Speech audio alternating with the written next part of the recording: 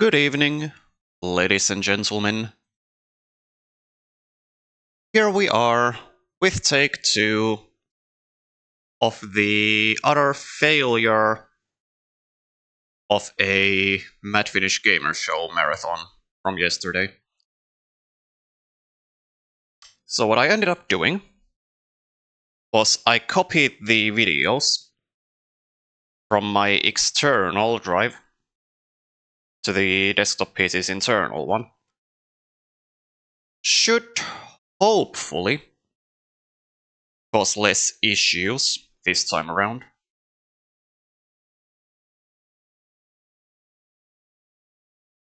And we'll actually be able to watch through all of the videos in a single sitting. Now, for a tiny bit of background / context, in case there's somebody here already that doesn't know what the fuck I'm on about, the Mad Finnish Gamer Show is a series of game review videos that I produced between the years of 2016 and 2020. Made 22 episodes of the show during that time. It was originally meant to be like one video every 2 weeks sort of pace. Turns out I couldn't really keep that intended pace. The actual rate ended up being like 5 videos per year on average. Just over 5 videos during the time that I did produce the show. It was inspired by YouTubers like Kadikarus, JonTron, and Dude, some call me Johnny, etc. Those sorts of gamer YouTubers. So sort of a poor attempt at a comedic style going on sometimes. Anyway, I'm gonna stop rambling about the show's history and background right about now. So what we're gonna do is watch through all of the Mad Finnish Gamer Show videos, all 22 of them, in chronological order. And any questions and or comments, I'll be answering in the stream chat. But right now, I'm gonna mute myself for the remainder of the stream. Be back on mic for a tiny bit after we're done watching the thing. And with that, please enjoy the Mad Finnish Gamer Show.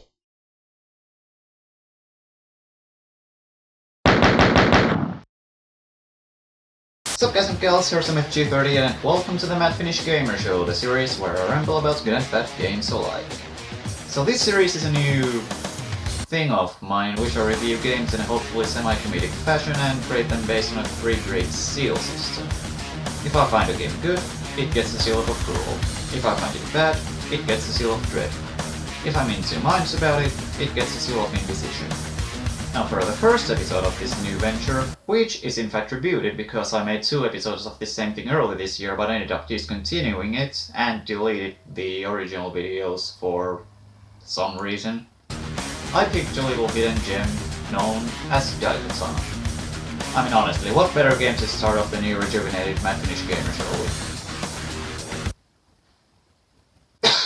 The infamous Daikatana is a first-person shooter game developed by Iron Storm, a company founded by John Romero, also known as after he left id Software, and published by Odyssey Interactive in 2000. The reception for the game was rather lukewarm to say the least, and it subsequently ended up becoming a commercial failure. Daikatana has also often been said to be one of the worst FPS games in history. I'm regretting this already. Perhaps the most infamous of all things Daikatana is the advertisement for the game that stated that John Romero would make you his bitch. But nah, I ain't anyone's bitch. Sorry Romero, I mean God, but I ain't your bitch. So the first thing you witness when you boot up the game is this menu. Not even kidding, this is the first thing you see. Nothing before it, no logos, no FMV, no nothing. Which is pretty interesting. I guess the developers and publishers felt bad for themselves and hated the idea of having their logos play before the menu. I can just imagine them going, "We didn't make this! We didn't make this! Fuck this turn-up logos! We're not subjecting ourselves to such blatant humiliation!" Anyway, the menu looks decent enough, I guess. But enough feasting our eyes upon fucking menus, let's just start the game. So after a cool looking but annoyingly noisy loading screen, we get an in-game opening cutscene that goes on for almost 10 minutes, no joke, almost 10 minutes, I swear with my hand on a Bible, and explains the apparently very deep storyline more or less thoroughly. While all this plays out, we get to witness the game's visuals. And in all honesty, while the palette is rather monotonous and appears to have about 50 different shades of grey, the graphics themselves aren't too bad for an early 21st century game. Oh wait, actually they are. Unreal had better graphics than this and it came out 2 years prior. 2 goddamn years prior to Daikatana, and it puts this game to shame. Jesus. Oh yeah, and the animation work here is hilariously horrendous. Anyway, 10 minutes later we finally get our first taste of Daikatana's gameplay. Now the first thing that caught my eye was the HUD. It does manage to not hurt my retinas, but what made me curious were these two things. The stats to the left, and the level indicator on the bottom right. I'm guessing there are RPG elements of some sort, why else would they be there? Sadly I didn't have the perseverance to find out as I gave up roughly 40 minutes into the game. Anyway, the controls are passable for a first-person shooter, but the combat is... I mean, it's good enough on its own merits and the weapons are somewhat satisfying to use, but there's something about the heat detection that feels a tiny bit off. You'd have to experience this for yourself to know what I'm on about.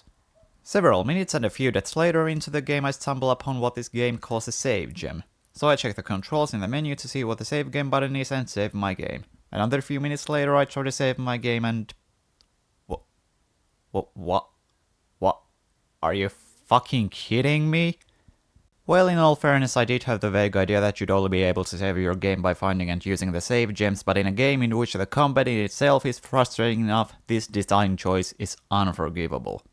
Then I come across this section and I can't figure out for the life of me where I'm supposed to go or what I'm supposed to do. Only some moments and a few more deaths later do I half accidentally find out that I'm not supposed to proceed through the door to begin with. Thanks, game. But hey, at least I got to kick a giant mechanical bird's metaphorical ass, so... Next thing I know I'm in this area, and I spent a few minutes wandering around cluelessly, only to, again, half accidentally stumble upon this thing, which I shoot a few times and then a door opens below. Anyone else starting to notice a pattern?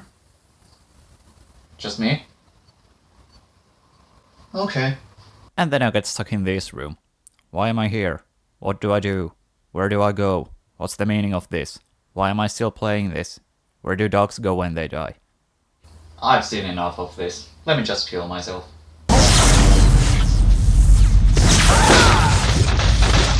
There we go. Rest in peace, his hero what's it. You know, playing this game for 40 minutes or so, I feel as though Ainstorm or Eidos gave no fucks whatsoever as to how Daikatana was gonna turn out. It's bad in almost every way imaginable, and I can honestly see why it was received as badly as it was. Not to mention that John Romero worked on this. John goddamn motherfucking Romero!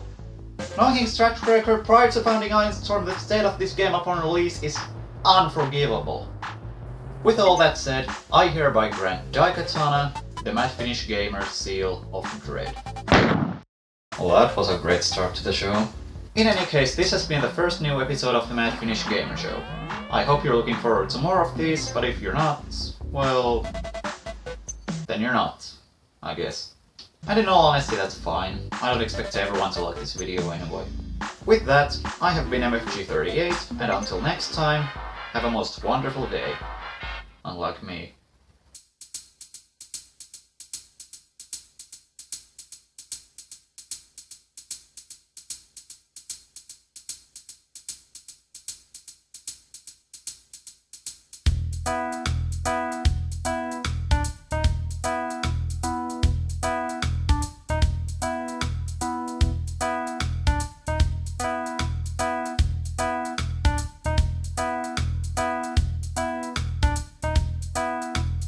I mean, honestly, what better can sort of...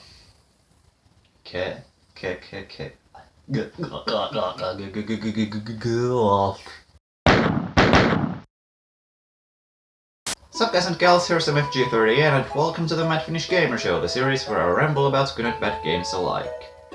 So... Doom. Doom.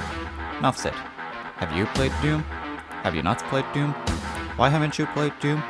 Go play fucking Doom! Anyway, this iconic demon ass-kicking simulator by id Software was released on December 10th, 1993. It became a shareware and commercial success incredibly quickly, and to this day Doom has sold roughly 1 million copies.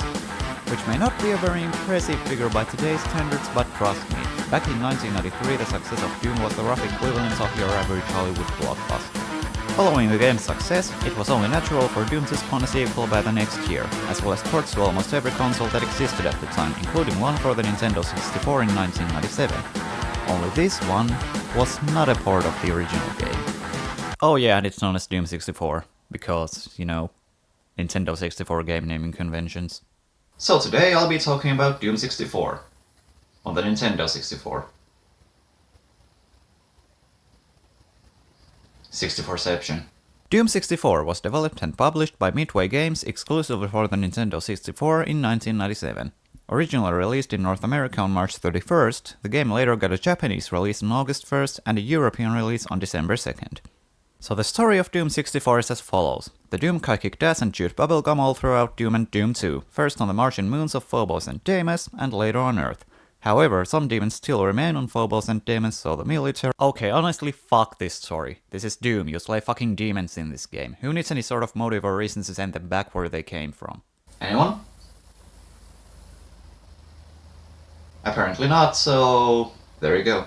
Anyway, I'll just confess this right off the bat. I never owned a Nintendo 64 and I'm not knowledgeable on the console and its capabilities either. Thus, I can't really say anything about Doom 64's relative impressiveness as opposed to something like Super Mario 64. But hey, if it can run Daikatana, I'm guessing it's relatively powerful.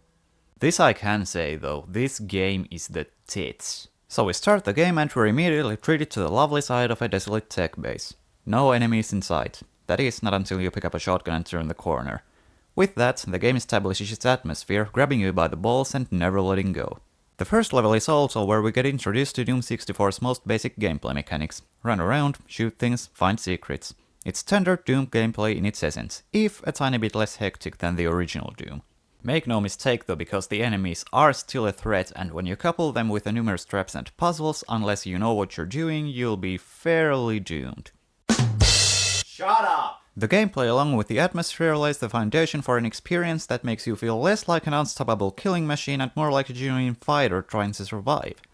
And in that respect, between the second and third main entries, Doom 64 is the perfect halfway point, so to say, despite not being developed by id themselves. Speaking of the atmosphere, the visuals and sound design work damn near flawlessly in its favor. The sound effects are excellent, with Doom Guy's kick-ass sounding arsenal of weapons and a wide variety of enemies that sound terrifying, and the sprite work is equally great with how detailed the demon designs are, if somewhat comical on occasion. And all of this is complemented even further by an awesome dark ambient soundtrack composed by Aubrey Hodges, who's also responsible for the soundtrack of Doom on the PlayStation. Oh, Doom 64, how you tickle my chin. However, that's about as far as my gushing over Doom 64 goes, because I do have a couple of gripes with it. The first problem I have is with the puzzles. They're mostly fun, don't get me wrong, but there are a few others that are just too fucking much. Take this one for instance. I spent several minutes here trying to solve this puzzle to no avail, and when I left the room for a moment and came back, I ended up solving it by total accident. Ugh. And the second problem I have is with the final level. It kind of reminds me of the final level of Doom 2, which isn't bad I guess, but what is bad is how the final battle is designed. It begins with a fuckton of demons swarming in through these 3 gates, and you have to either seal the gates somehow or kill everything, after which you get to fight the actual final boss. As far as the final boss itself goes, it's fun on its own merits, but having to go through a gauntlet of lesser demons first is not my idea of a well-designed final battle. Firing the BFG into a dense group of hellspawn is admittedly satisfying though. All in all, the occasionally frustrating puzzles and the final battle aside, Doom 64 is a solid title and worthy of carrying the Doom name as far as I'm concerned. It does have its problems, but they're few enough that they don't hinder the otherwise awesome experience too greatly. With all that said, I hereby grant Doom 64 the Mad Finnish Gamer's seal of approval. And that's it for today's episode of the Mad Finnish Gamer Show. I have been MFG38, and until next time, go play fucking Doom.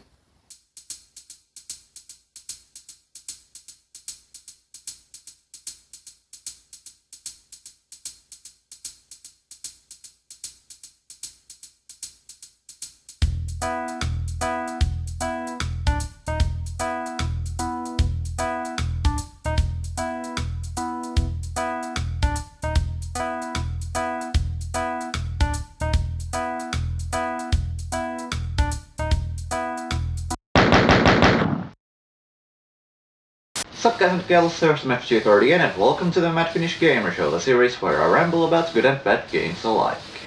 Tell me something, dear viewer, do you know Worms? Because if you do, chances are you know the company behind it, Team 17. But I would assume you don't know Alien Breed, which is also a game series by said company. Now to my understanding, Alien Breed is one of the less well-known game franchises, which, in all honesty, doesn't surprise me. I think it's also partly explained by the fact that the Alien Breed series has only about 10 games in total, as opposed to Worm, which has, well, a fuck ton. Anyway, in 2009 a game named Alien Breed Evolution was released. In the next year, a slightly revamped version of said game named Alien Breed Impact followed. And that is the game I'm talking about today. So like I said, Alien Breed Impact is an upgraded version of Alien Breed Evolution, which was released on Xbox Live Arcade on December 16, 2009. The new edition, renamed to Alien Breed Impact, was released on PlayStation Network and Steam in 2010. Now I've never played any Alien Breed games aside from Impact and its two sequels, so I don't have a base to compare Alien Breed Impact to in terms of its gameplay. Suffice it to say though that Alien Breed Impact plays, I don't really want to say solid, but it does lay some sort of foundation. I was originally going to make this video a triple review covering all three games, but about halfway into Impact I started remembering all of the things I hated about Assault and Descent, and came to the conclusion that I didn't want to put myself through those nightmares again. In some respects the sequels do fix some of the flaws of the first game, but on the other hand they also do an equal number of things wrong that the first game necessarily didn't. And in all honesty that's a shame, because at the end of the day Impact isn't a terrible game by any means. Well, not Bubsy 3D levels of terrible anyway. Anyway, enough ranting, let's fucking go! So our main character is a douchebag named Conrad, and the game begins with us being intruded upon, probably in the middle of watching porn no less, by an android chick named Mia. Actually, is she an android? I mean, she doesn't look like a cyborg either, so... yeah, I think she's an android.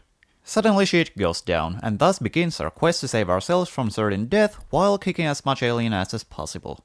And boy, does the game make sure you get to kick as much alien ass as possible. Gotta admit, I like the idea of having the cutscenes be these comic things. That's cool.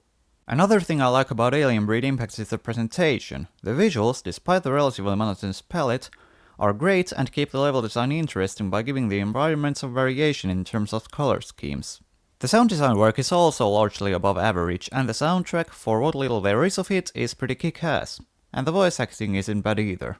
If I'm not done in an hour, guess I'll give you a ring. Best of luck, Conrad. I'm Disconnect. Anyway, we enter the first level, and this is where we get introduced to Alien Breed Impact's gameplay. And its biggest flaws. By itself, the top-down shooter-style gameplay is satisfying, but it suffers from many, if not bad, at least questionable design choices. The biggest problem I have with the gameplay is that along with the level design it gives you a false sense of open-endedness, since, as I'll clarify later, the path is always linear despite how interconnected many of the areas are. There are no alternate pathways anywhere. The game has a tendency to make you traverse a linear path, sometimes even the same linear path multiple fucking times in order to complete your objectives. Speaking of the objectives, they're often designed in such a way that the game first guides you to the main objective, then decides that you can't reach it after all and makes you complete a bunch of side objectives, so that you can gain access to the main objective. And, more often than not, you have to complete the side objectives in a specific goddamn order as well. That's more or less how every single one of the 5 levels the campaign consists of plays out. No level brings any sort of variation to the basic gameplay formula, and thus the game also gets repetitive very quickly. It's like your average Pokemon game, only with aliens. And guns. And a douchebag main character. Anyway, about halfway through the game, Conrad meets two other douchebags named Vance and Barnes. Alien breed? More like douchebag breed. So Conrad tells Vance and Barnes that he's going to board another spaceship that's somehow attached to the side of their spaceship. I have no idea how that works, but okay. Anyway, back to the gameplay. As far as the difficulty goes, I admire how the game doesn't increase it artificially with unavoidable bullshit, but that doesn't excuse how ridiculously easy all of the different aliens are. Granted, each new alien that the game introduces does bring something new to the table, but none of them feel like a serious threat. In fact, more often than not, you'll end up more or less breezing through them, even when they're in large groups. Alien breed? More like basic cannon fodder breed. In all fairness though, the game can actually try and be difficult when it wants to, but even so the threat level is never dangerously high. Most of the encounters with the aliens don't result in anything classifiable as a near-death state, much less a game over. At the very least, the final boss is actually kind of threatening. Kind of. It's a whole lot more fun than the 4.9 levels leading up to it, though. Oh yeah, and the camera is rotatable, so that helps, I guess. Overall, Alien Breed Impact is a great game on the audio-visual side of things, but falls short on its repetitive and oftentimes frustrating gameplay. If the levels were less linear and if the enemies posed an actual threat, I would have enjoyed it more, but as it stands, the gameplay is, at best, painfully mediocre. With all that said, I hereby grant Alien Breed Impact the Mad Finnish Gamer seal of indecision. And that's it for today's episode of the Mad Finnish Gamer Show. I have been MFG38, and until next time, don't be like Conrad.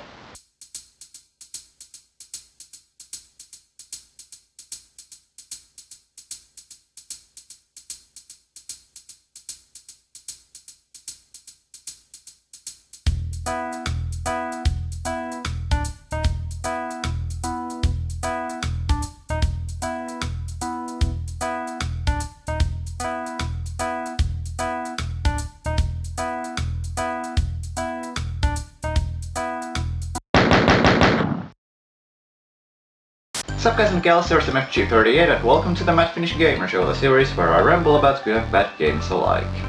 Now if you're into the indie game scene to the least extent, chances are you've heard of a little game named Super Meat Boy. Unless you're into the meh side of the indie game scene. In any case, instead of starting a debate on the quality of indie horror games, I'm here to review Super Meat Boy, so let's quit stalling and get to it. Super Meat Boy is a game by a duo named Team Meat, consisting of Edmund Macmillan and Tommy Refenes, initially released on Xbox Live Arcade and Steam in 2010, with additional ports that have followed for the PlayStation 4 and Vita, Wii U, and Android. Back when the game was initially released, it was essentially praised to high heavens, and it managed to sell 1 million copies in only slightly more than a year, which for an indie game at the time was quite the achievement. Now personally, Super Meat Boy was actually the game that introduced me to the indie game scene, as well as the subgenre of platformer games known as hardcore platformers. As a representative of the hardcore platformer genre, Super Meat Boy lives up to the name and then some. You know your ex-girlfriend's ex-boyfriend who treated her like shit but you still put up with him because you loved him so much? Think of Super Meat Boy as that guy, only instead of your ex-girlfriend, you are the victim of his abuse. The key thing about the difficulty in Super Meat Boy is that instead of limited lives and continues, which are nearly non-existent gameplay mechanics in this game to begin with, the main factor contributing to the game's difficulty is the level design itself. And since the levels are relatively quick, usually lasting only a few seconds, dying is that much less frustrating as you'll keep wanting to persevere and overcome the challenge at hand. Unless you're a pansy-ass quitter. And trust me, you don't want to be a pansy-ass quitter. Nobody likes them. Anyway, Super Meat Boy doesn't have the best story, but let's face it, who plays platformers for the story anyway? In any case, the story is as follows. Meat Boy is having quality time with his girlfriend Bandage Girl, but suddenly Dr. Fetus kidnaps Bandage Girl, so it's up to Meat Boy to kick Dr. Fetus' ass and get Bandage Girl back. By the way, fun fact, the protagonist's name is just Meat Boy, not Super Meat Boy. As far as gameplay goes, Meat Boy's movement repertoire is limited to running and jumping around, so the bulk of the challenges consist of avoiding stage such as bottomless death pits, piles of hypodermic needles, lasers, homing missiles, these things that explode into tinier things, and of course big ass fucking buzzsaws. In addition to the basic levels, there is also a Dark World version of each level, which is unlocked by completing the Light World level within a certain time limit, as well as additional levels hidden into Warp Zones. The Warp Zones are these portal things that Meat Boy has to hurry up and enter before they disappear completely, and they consist of 3 levels. However, one aspect in which the Warp Zones differ from the basic gameplay is that the player only has 3 attempts, lives, if you will, to complete each level of the Warp Zone. And that's still not all. Certain levels also include bandages, and by collecting a certain amount of said bandages, the player can unlock additional playable characters, many of which appear in other video games and have their own unique special ability, ranging from double jump to flying. Some unlockable characters are also hidden into specific warp zones, and in these cases they're unlocked by completing that warp zone. Super Meat Boy also has boss battles, and while none of them really bring any twists or variations to the basic gameplay formula, each and every one of them is fun in their own way, and the cutscenes that play before and after them throw hints of humor into the game's metaphorical cooking pots. The straightforward gameplay style of Super Meat Boy is what I really admire, and when you couple that with vibrant visuals and an awesome soundtrack, you know you've got a great game on your hands. But I'm not done just yet, because I do want to discuss the visuals and soundtrack in detail as well. Let's start with the soundtrack. Composed by Danny Baranowski, who has done composing work for numerous other indie titles, the soundtrack mainly combines electronic music with distorted metal guitars, but there are also other genres represented here. The mere diversity of Baranowski's musical repertoire is awe-inspiring enough, but what's even more awe-inspiring is how many different styles he managed to shove into this game's soundtrack without any track sounding out of place. Lord Baranowski, I bow to thee. As for the visuals, like I briefly mentioned before, they're very vibrant and colorful. Macmillan, being the game's art designer, clearly poured his heart and soul into every pixel. To this day, I can't find many games that look as polished and great as Super Meat Boy. Super Meat Boy as a whole is a true masterpiece, and to this day I still love it to death. For an effort by only 2 guys, it's incredibly well made, and not many one-man efforts have blown me away to the same extent even 5 whole years later. With all that said, I hereby grant Super Meat Boy the Mad Finnish Gamer seal of approval. And that's it for today's episode of the Mad Finnish Gamer Show. I have been MFG38, and until next time, stay clear of buzzsaws.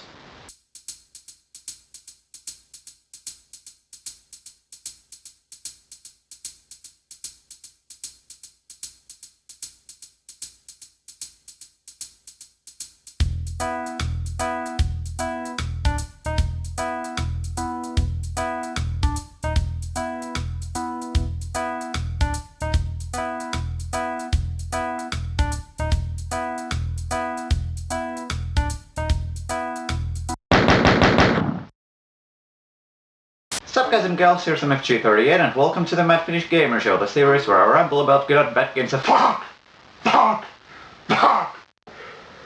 Ugh, sorry.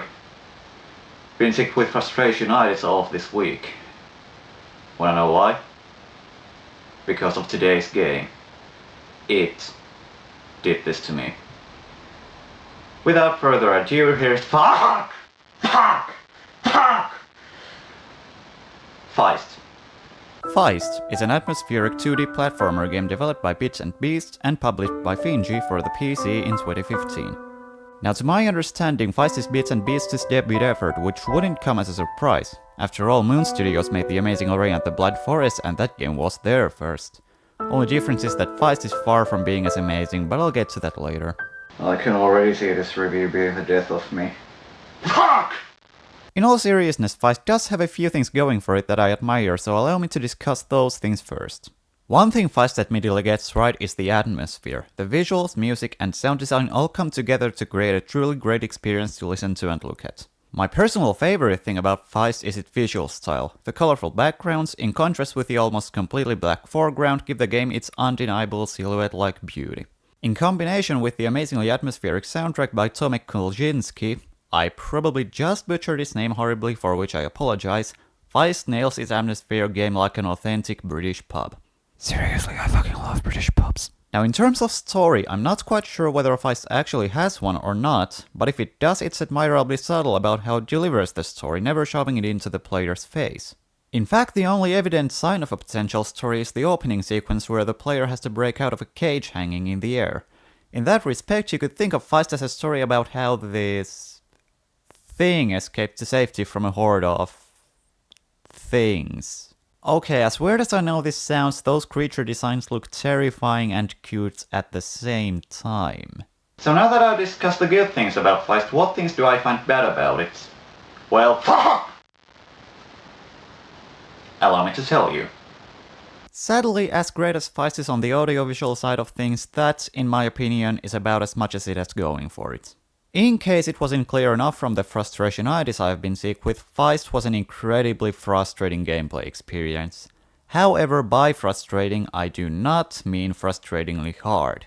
The thing about Feist is that it's not so much difficult as all hell by design, as it is essentially a game of guessing how screwed you are. The game doesn't give you any visual indication of anything, not how much health you have left, not where the last checkpoint was, nothing. It tells you jack shit. As threatening as the enemies are and as satisfying as it is when you finally defeat them, the battles against them are made unnecessarily frustrating by the complete lack of a visual representation of your health. Add to that your character's defenselessness and the ability to only attack by throwing sheets and you're in for a real treat. Now don't get me wrong, I like the idea of a defenseless protagonist whose only means of survival is killing enemies by throwing rocks and pine cones at them. Or by activating hidden traps. But as much as I like that concept, it should not mean that it has to be executed in a way as questionable as in Feist's case. Although, now that I think about it, if this little furball's arm muscles are strong enough to throw a pine cone hard enough to kill a giant monster in just a few hits, shouldn't they also be strong enough to allow him to punch them to death? Fuck if I know though. To its credit though, Feist also offers some platforming challenges and puzzles to balance out the battles, which is all good in my book. Until they start getting frustrating as well. And that's about as much as I have to say about them. Believe me when I say this, I was excited for Feist and I wanted to like it, but then when I laid my unsuspecting hands on the game, it gave me an uppercut to the chin. Seriously, why does this game feel the need to be so frustrating? And I mean, look at it. It's beautiful. Why does a beautiful game like this have to be so frustrating? Why, Feist? Why did you do this to me? Feist is a truly beautiful game to listen to and look at, but its gameplay is not too enjoyable to say the least. It suffers too much from the lack of visual indications of any sort for it to be as good as it could have been, which is honestly a shame. If only it hadn't left me guessing how good or bad my health situation was, I would have found it at least somewhat more enjoyable. But alas, as it stands, I hereby grant Feist the Mad Finnish Gamer seal of indecision. And that's it for today's episode of the Mad Finnish Gamer Show. I have been MFG38, and until next time...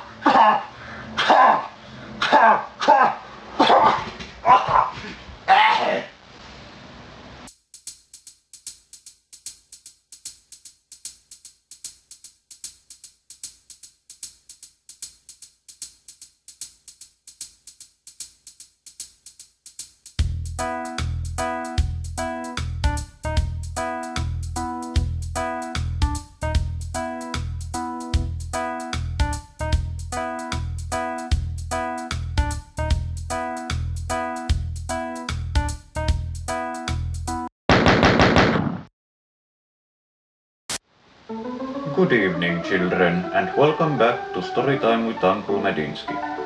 Today, I will read you a story about a Mad Finnish gamer. So buckle your brains, listen closely, and enjoy. Once upon a time, there was a Mad Finnish gamer, and he had a show called the Mad Finnish Gamer Show, where he rambled about good and bad games alike. Then he was killed by a game called Feist. But next week he came back to life to review a game called A Story About My Uncle. The end. What am I even doing? This isn't what I fucking signed up for. God damn it. Uncle Medinsky? Fucking seriously? Oh, Jesus. Fucking Christ. Oh.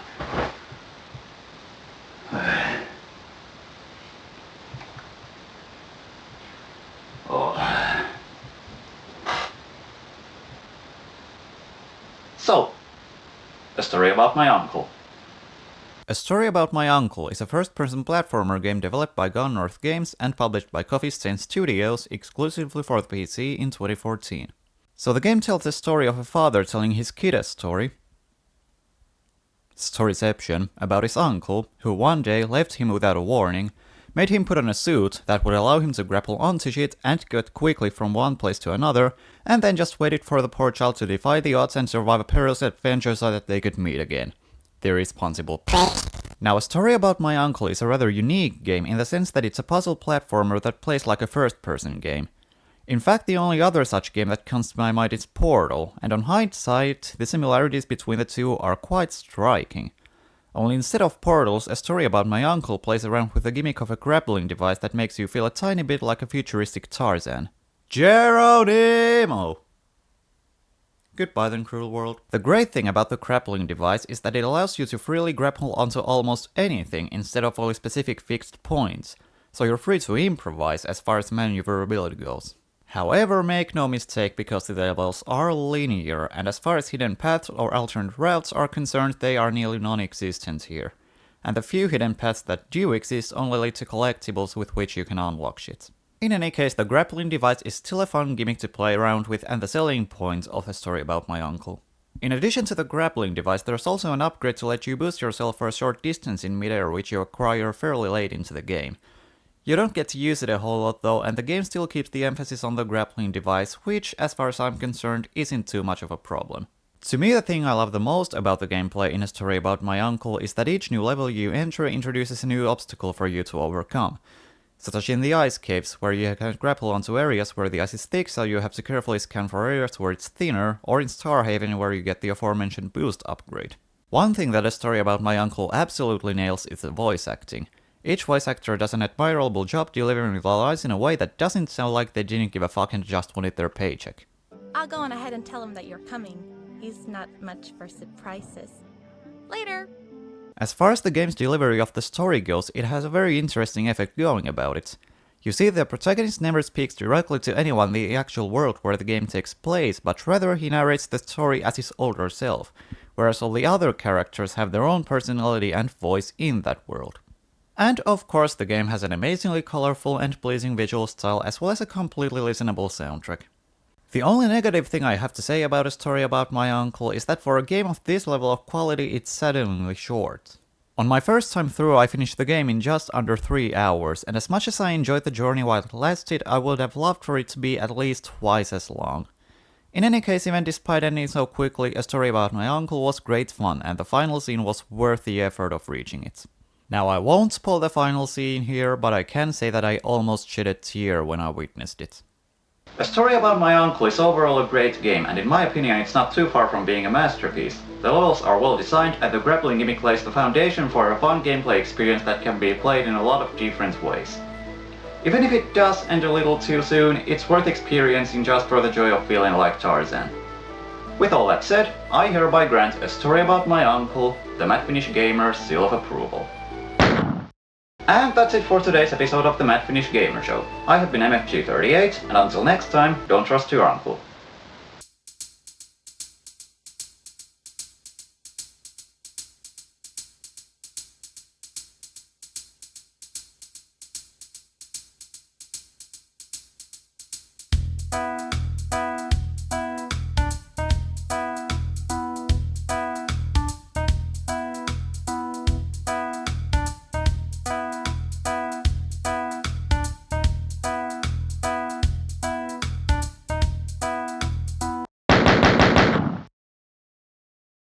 Sup guys and girls, here's MFG30, and first of all my deepest apologies for taking this long to get a new video done.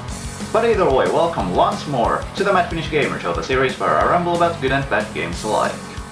You know something, when I originally started doing the show back in January, and I still have no idea why I scrapped it only after 2 episodes, the first game I covered was the original Doom. Now with the series being reviewed and still going 3 months later by some miracle, I've been intending to revisit that game as well as its 2 sequels. And since I laid my hands on it again last week, I figured what better time to cover it in a Mad Finnish Gamer Show episode. I can't think of one either, so here we go. Oh yes, Doom. Where do I even begin? Well, for one thing, the game was on everyone's lips long before it was even released, or for that matter long before the first images and test builds of it surfaced. Indeed, already at the relatively early stages of its development, the future money machine by id Software was taking the world by storm. And when I say money machine, I damn well mean it. In even less time than what it takes to type a simple yet grossly ungrammatical sentence nowadays, id Software found themselves earning 6-digit figures on a daily basis from the game's sales, which back in the early to mid-90s was not a common phenomenon in the game industry. What's especially awe-inspiring about Doom is that around the time it came out, consoles were still the dominant gaming platform, and since Doom was developed for PCs first and for consoles later, its darling demon-ass-kicking simulator baby essentially kick-started PC gaming as we know it today. History lessons aside, Doom is a first-person shooter game originally released for the PC on December 10, 1993. It consists of 3 episodes, the first of which was distributed as shareware and the other 2 could be obtained by throwing a generous $10 each way. Unfortunately, if you want an original mail-order copy of Doom nowadays, you're basically gonna have to pay a fortune and a half. Now the version I'll be reviewing is Ultimate Doom, which came out in 1995 and comes with a 4th episode. But since it's essentially the same game, I'll be referring to it as simply Doom for this video. So how is the game? Do I even need to tell you? Well, obviously I do, since this wouldn't be a review otherwise. If I wanted to start off by discussing Doom's gameplay, to put it in a nutshell, Take note, modern first-person shooters. would be a fitting description. Now, despite its age, Ultimate Doom, hell, any 90s Doom game really holds up incredibly well today gameplay-wise as far as I'm concerned. The player runs around in non-linear, highly interconnected levels, going down enemies, flipping switches, hunting for secrets, picking up various items and power-ups to increase their own chances of survival, and opening the occasional locked door with the occasional key. Also, there's no regenerating health or 2 weapon carrying limit. Doom's gameplay is just about as straightforward as it could possibly be for a first-person shooter of its time. In fact, Doom borrows the core of its gameplay from its previous FPS title Wolfenstein 3D. In a way that's funny because many first-person shooters that followed Doom were dubbed Doom clones, where Doom itself is a clone of its own father from the year before. In all seriousness, going as far as to call Doom a clone of Wolfenstein 3D is an overstatement, even despite the two sharing many similarities in their gameplay elements. After all, they were both made by the same company, so it wouldn't make sense anyway. Now, in regards to the game's graphics, while Doom doesn't look very beautiful by today's standards, back in 1993 its graphics were revolutionary. A lot of it was thanks to John Carmack's unrivaled programming genius, but part of the credit goes to Adrian Carmack, not related to the aforementioned, and Kevin Cloud, who designed the game's graphical assets. Doom's art style in itself is great enough, but what's interesting is that Doom looks less dull with only 256 colors than many modern first-person shooters do with 400 times the number. The art style is complemented by equally awesome sound design, as well as a fitting yet diverse soundtrack by Bobby Prince, ranging from atmospheric ensembles to driving metal-style tunes. Let's face it, if you don't recognize the E1M1 theme by its first notes, you don't deserve to breathe. If I want to comment on the level design, oh fuck if it isn't excellent. The levels in Doom are all great with Non-linear layouts. and Alternate paths. and Secrets. with the possible minor exception of Command Center. I just never liked that level for some reason. Either way, one thing that really stands out about the level design in Doom is that every level is memorable due to them looking very distinct, not to mention the sheer amount of different ways they can be tackled in. Aside from the locked doors hindering progression, there's no specific order to doing things in Doom, which also makes the game highly replayable. Then again, as a gameplay experience, Doom is already enjoyable enough without the replayability factor. Except for episode 4, that thing can go fuck itself.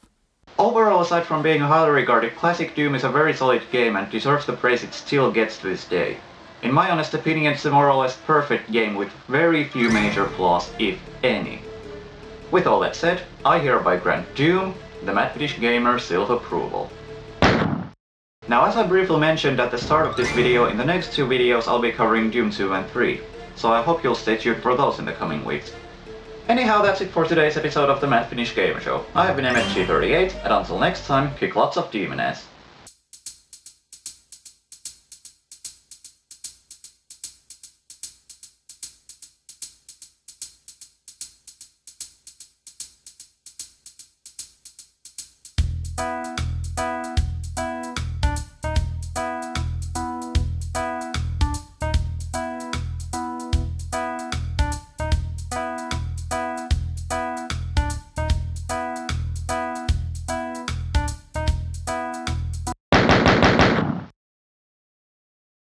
Sup guys and gals, here's MFG30 and welcome to the Mad Finnish Know what? Fuck it. I know why you're here anyway. Doom 2. Doom 2 is the sequel to the first Doom game, which I also reviewed 3 weeks ago, so go check that out if you haven't. Developed by id Software and published by GD Interactive, it was released for the PC on September 30th, 1994 in America, which was followed by its release for European audiences 10 days later. Doom 2 was also released for Macintosh systems in 1995 and for the Game Boy Advance in 2002. Since I forgot to discuss Doom's storyline in my previous video, here's a quick version of it. You are a marine who was court-martialed for doing your commanding officer's facing, but then the UAC sent a distress call from its base on the Martian moon Phobos, where demonic invasion is taking place, so you get sent up there to clean the rain. After cleaning up said mess, you find yourself back on Earth, but the demons have invaded our planet as well, so you have no choice but to kick their asses again. Fucking demons, man, they just never give you a break. Now Doom 2 doesn't so much change anything from Doom 1 as it simply builds upon the foundation laid by the original game, even going as far as to use the same engine and basic gameplay elements, so I won't spend too much time talking about them in this review.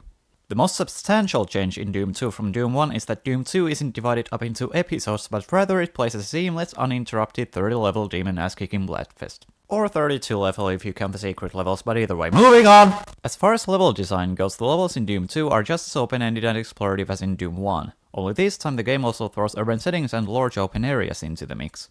The most fitting examples of levels of this sort are Downtown and Industrial Zone, the latter of which I personally like to call Fuck this level to hell and back.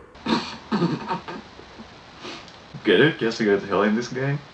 The aforementioned levels aside, the levels never get bullshittingly confusing in Doom 2, at least as long as you memorize where shit is. Now as I mentioned, Doom 2 doesn't alter the gameplay drastically from its predecessor, but it does introduce a plethora of new enemies and power-ups, as well as one new weapon. I won't go into too much detail, but I can say that even with the new additions, especially to the enemy roster, it managed to keep the art style surprisingly consistent. The new enemies all look perfectly fitting, and not one of them is any less life-threatening than the other. The new enemies even introduce some new ways of trying to stop you from reaching your ultimate goal. While the enemies from Doom 1 are all here, they're essentially reduced to harmless cannon fodder when placed next to things that can spawn other things and resurrect dead things. In every other aspect though, the gameplay has stayed unchanged, but in all honesty that's not a huge problem. What is a huge problem, however, no pun intended, is in my opinion the final boss known as the Icon of Sin. The final boss itself isn't hard by any means, since it's just a big ugly face embedded into the wall that spits out other demons and all you have to do is fire a few rockets into its brain. However, what makes it infuriating to me is this moving platform. You see, the platform doesn't stop right at the same elevation as the Icon of Sin's brain, but a little further up, so you have to fire the rockets a tiny bit before it reaches the top. I've completed this game God knows how many times in the past 8 years of my life, and I struggle with it to this day, but by some miracle while recording the footage for this review, I actually managed to get the timing right.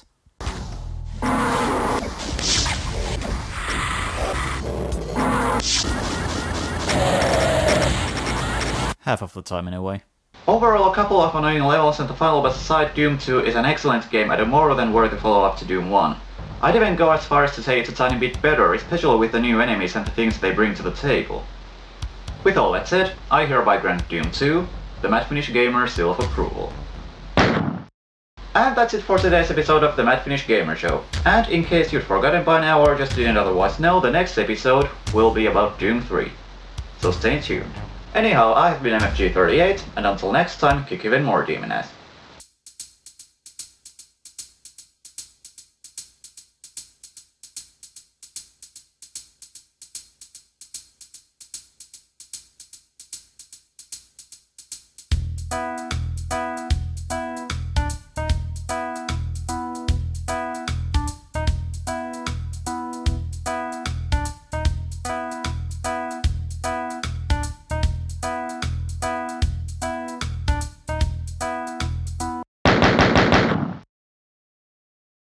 Sup guys and gals, here's MFG30 and welcome to the Mad Finnish Gamer Show, the series where I ramble about good and bad games alike.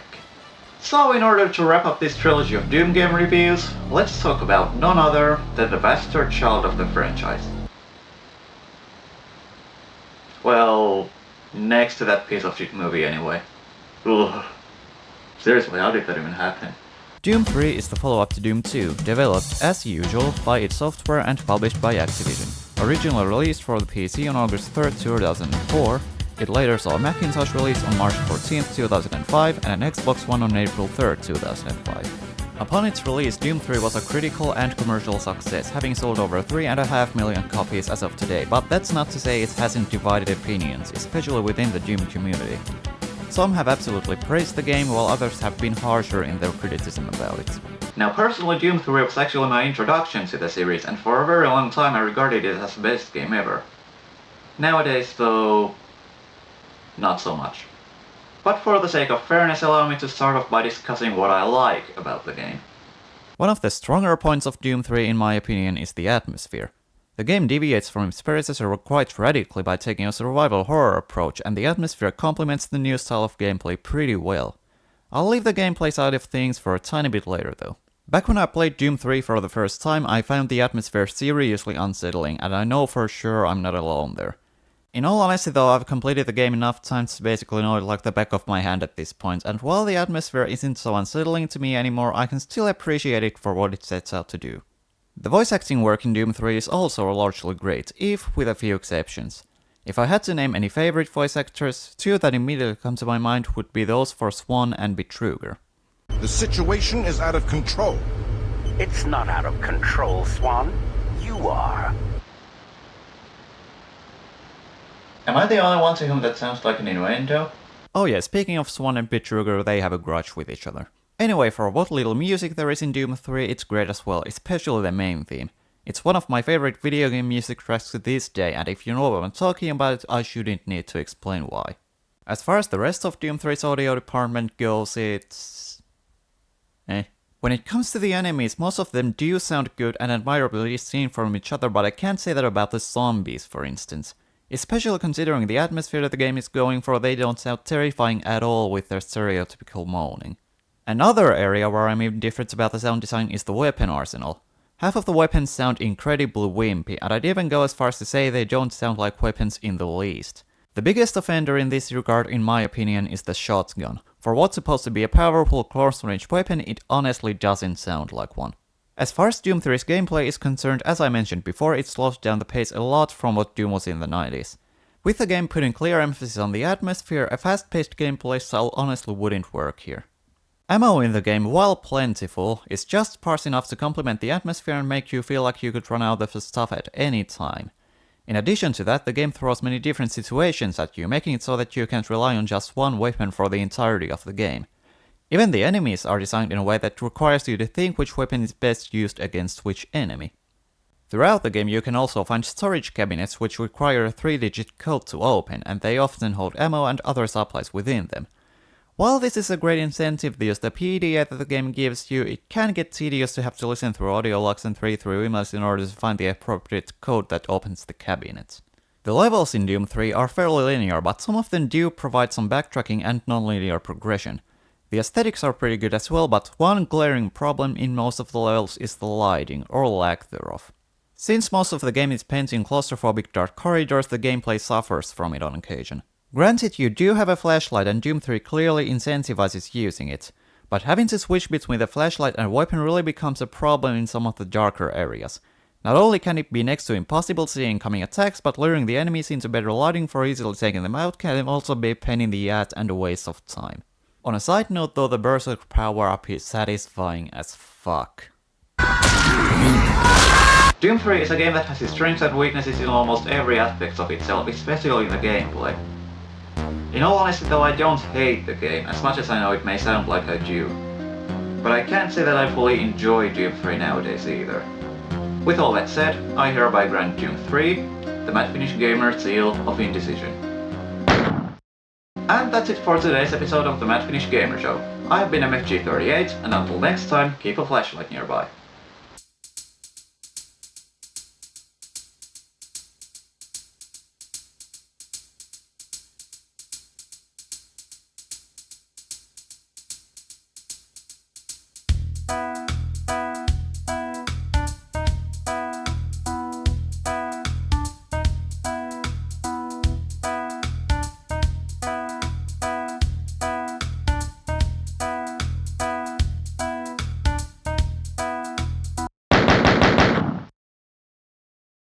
Sup guys and gals, here's MFG38 and welcome to the Mad Finnish Gamer Show, the series where I ramble about good and bad games alike. Now let's be real here, you probably came to this video knowing exactly what to expect, so without further ado, today I shall be laying my hands upon what has often been said to be one of the worst video games in existence, starring a certain failed experiment of a console mascot.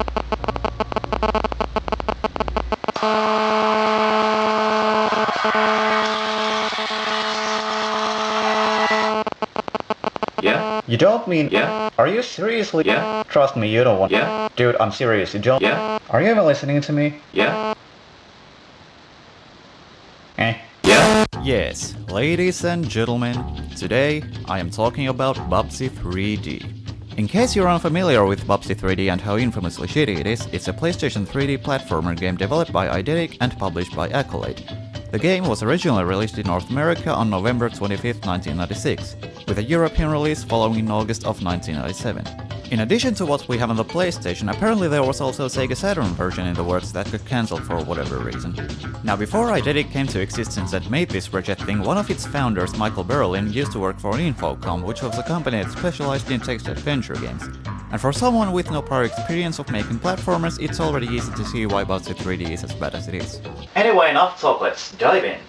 The reason I've called you here today is to explain why a state of general emergency has been called by the woolly military. As you may already know, a great catastrophe has befallen us that threatens to destroy our very woolly way of life. Yeah, I have no idea what's going on in this opening cutscene. So what are presumably the villains of the game are discussing a plan to capture Bubsy. And that's really it. But for whatever reason they just felt the need to stress this out as far as it could go when there was no reason for it to be about 3 minutes long to begin with. Yes, 3 minutes. Oh, and it ends with this. I knew I should have taken that left turn at Uranus! Was it something I said? What could possibly go wrong? C'est magnifique. Seriously though, what the fuck? Anyway, so we start the game and right off the bat Bubsy feels the need to open his obnoxious mouth. Oh, you wanna be a video game star? Now apparently the characters in Bubsy 3D were all voiced by a single person. Yes, one person was actually masochistic enough to voice the entire fucking cast of characters in this game. Not to say that's a bad thing in itself though, in fact I'm more impressed than anything else that one person was able to pull off all these different voices, but the voice acting especially for Bubsy is horrendously exaggerated and ear-grating. If I want to comment on how the game actually plays, let me put it this way. Imagine the original Resident Evil in third person. And with platforming. The reason I compare Bubsy 3D to Resident Evil is that the controls are absolutely fucked. Basically you move with the up and down buttons and turn, let me repeat, Turn. with the left and right buttons. This control scheme does not work in the game's favor at all, especially considering its genre. It would have been way better if they'd just done it the same way Crash Bandicoot did it. Each button on the D-pad corresponds to its respective direction in which the player character moves when that button is pressed. But no, instead they insisted on fucking up something as simple as the controls. What's even worse is that the camera is completely fixed, meaning that you can't control it, which would have made the controls at least a tiny bit better if you could. But alas, they didn't think of that either. The gameplay in Bubsy 3D is pretty basic platformer shit. Jump around, pick up things, stomp enemies to death. I've seen some people comment on how unnecessarily hard it is to do the latter two of the 3 things mentioned, and while I can agree to an extent, the enemies weren't too hard for me to jump on once I got the controls and distance down. Picking up items, though, that's another story. With how the controls work, especially since Bubsy apparently hates the walls of friction, it's next to impossible to pick up anything. You have to either move very precisely and slowly or just run into them by some odd stroke of luck. However, one gameplay mechanic I can actually give Bubsy 3D credit for is the atom throwing mechanic, even if it is very situational and honestly damn near useless. Essentially how it works is that you run into an atom while holding down the square button, then release the square button to throw the atom. I was able to find a secret by throwing an atom at a wall, but that was the extent of my use of it. Oh, look! An arrow! Aren't these...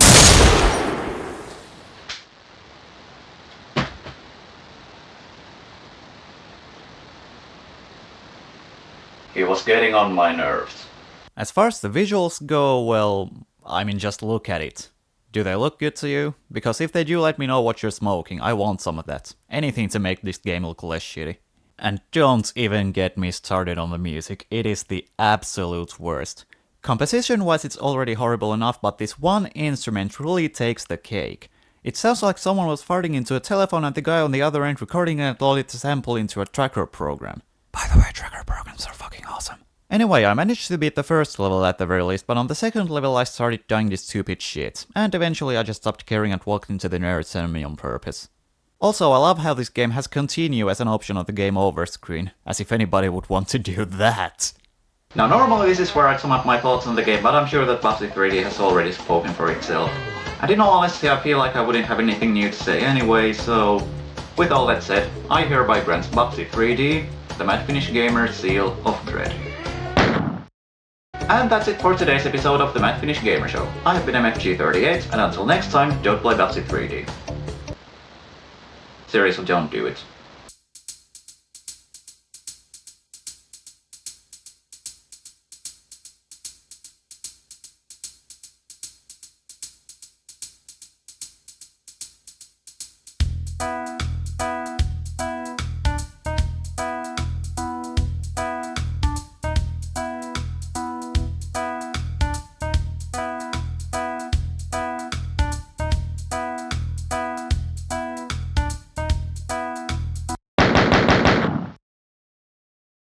Sup guys and gals, here's MFG38 and welcome to the Mad Finnish Gamer Show, the series where I ramble about good and bad games alike. Now today's game is possibly a little less well-known one. Not a Christmas-themed game though, because this isn't a Christmas special either. But it does have a lot of white in it. And white is the color of snow. It also has a lot of black in it. And black is the color of the coal in my stocking. Fuck it, I have no idea where this is going. Anyway, today's game is an indie game by the name 6180 The Moon. 6180 The Moon is a simplistic 2D platformer game co-developed by Turtle Cream and Pong Studios and published by the former. It was originally released on Steam in 2014 and has since been ported to the Xbox One, Wii U and iOS. In case you haven't heard about Turtle Cream before, and in all honesty I wouldn't be surprised if you hadn't, they are an indie game studio based out of South Korea. In addition to 6180 The Moon, they also developed a game named Sugar Cube Bittersweet Factory. So the story of the game is as follows. The sun has gone missing and the moon decides to go find him. Don't ask me, I don't know either. Upon laying your eyes on 6180 The Moon for the first time, chances are you'll think that it's just another average 2D platformer, which isn't necessarily wrong. But what makes 6180 The Moon stand out is that the top and bottom edges of the screen are joined, making it so that you can essentially teleport along the vertical axis. Granted, it is a simple gameplay mechanic, but it's executed incredibly well and the level design is clearly built around it. But that's not to say 6180 The Moon doesn't threaten your life in other ways, because there are other hazards to avoid and they come in a few forms, if mostly in that of the spike.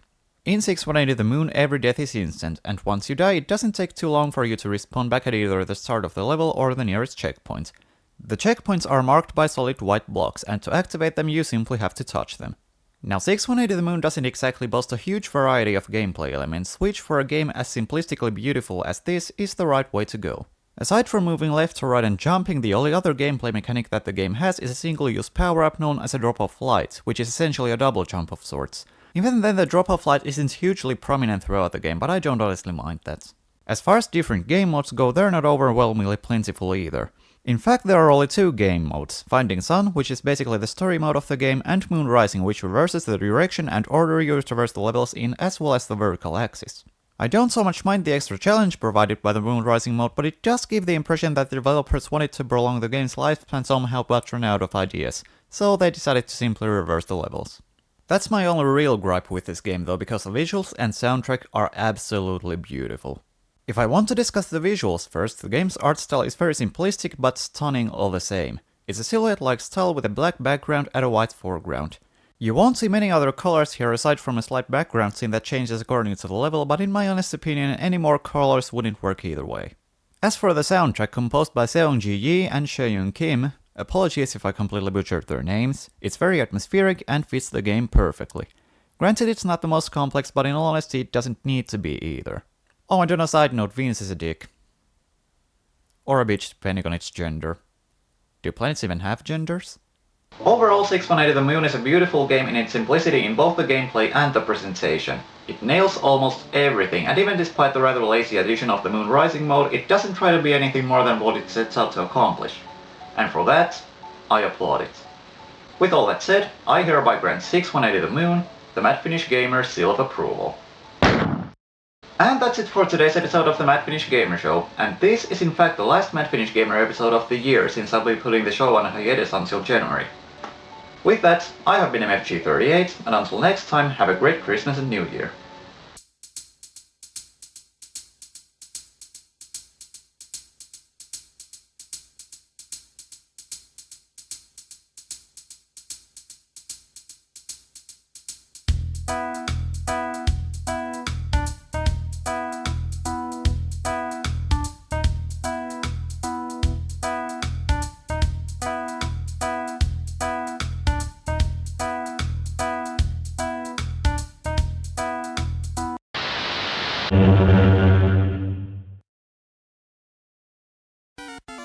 Sup guys and girls, here's MFG38 and welcome to the Mad Finnish Gamer Show, the series where I ramble about good and bad games alike.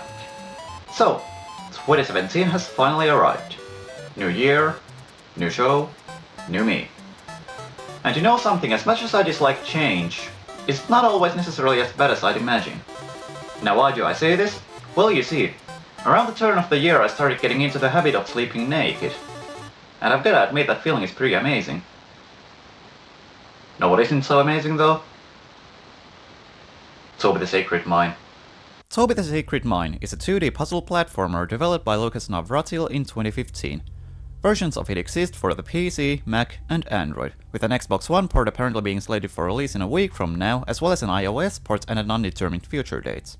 Overall reception for Toby the Sacred Mine was rather mixed, which is perfectly reflected in its Metacritic user score. So what do I think about the game? It sucks. Okay, in all fairness, Toby the Sacred Mine is nowhere near as horrible as Bubsy 3D, for instance, but for all the flaws it has, its redeeming qualities are few and far between, to say the least. If I want to start off by discussing what I like about the game, the visual style is honestly quite the eye-catcher. But even the visuals occasionally work in quite frustrating ways, which I'll talk about in detail a tiny bit later. The sound design isn't the worst I've ever heard either, but that sound when you bump your head into the ceiling is kind of annoying. Like, is Toby's head made out of wood or what? Just listen to it. I can certainly say that the developer's head is made out of wood for making the worst design choices imaginable as far as the gameplay goes, though. It can really only be described as trial and error out the fucking wazoo. I mentioned earlier that the visuals work in quite frustrating ways sometimes, and it's most evident when the game hides shit behind walls. Granted, there is a subtle visual cue as to which walls can be walked behind, but for a new player it can take quite a while to figure out that some walls can be walked behind to begin with. Hell, it took me 5 minutes to figure out on my first time through this thing. Also, fun fact, I didn't actually beat this game my first playthrough because I got pissed off at the last level and called it quits, but I did while recording gameplay footage. Yeah, I know. Anyway, that's not even the worst type of bullshit that Toby the Sacred Mine throws your way. Since the gameplay is largely based around trial and error and memorization, the platforming challenges and puzzles are naturally designed accordingly. For instance, sometimes it's not entirely evident what a certain switch did, since the thing it activated can be way off screen, so you have to essentially find it out by means of dying to it. Yes, some of the switches you come across you're not actually supposed to flip at all. And how do you find this out? Trial and error. What's more is that there are sections where you can't cross a death pit by simply jumping over it. But the switch to raise a platform so you can safely walk over it, as per this game's usual shenanigans, is fucking hidden. I swear to god, this game is essentially a fucking scavenger hunt. There's hidden shits literally everywhere, and unless you're either a genius or just incredibly perceptive, there's no way you can progress even past the first puzzles. Speaking of the puzzles, don't get me started on them. They're either insultingly easy or, once again, trial and error with no middle ground. Granted though, I did like this one puzzle where you have to rotate the tiles to form a maze, but that's about all the game has going for it as far as puzzles go. And that's not the end of it, because the ending...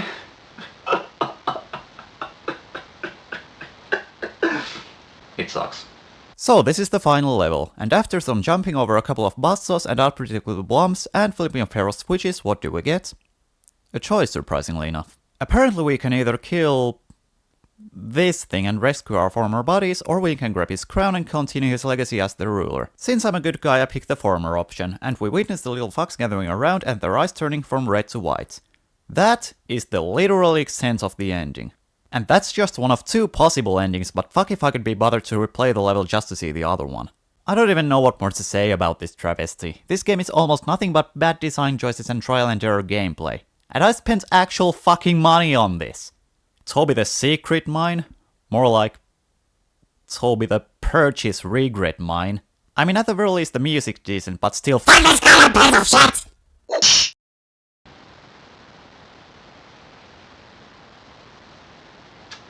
It got the seal of dread. And to think this game was actually on my Steam wishlist. I feel bad for myself now. Anyway, that's it for today's episode of the Mad Finnish Gamer Show. I've been MFG38, and until next time, don't hide shit behind walls.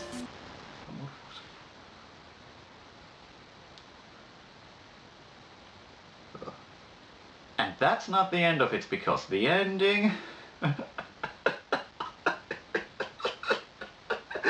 it sucks. Maybe one more take. Yeah, one more take.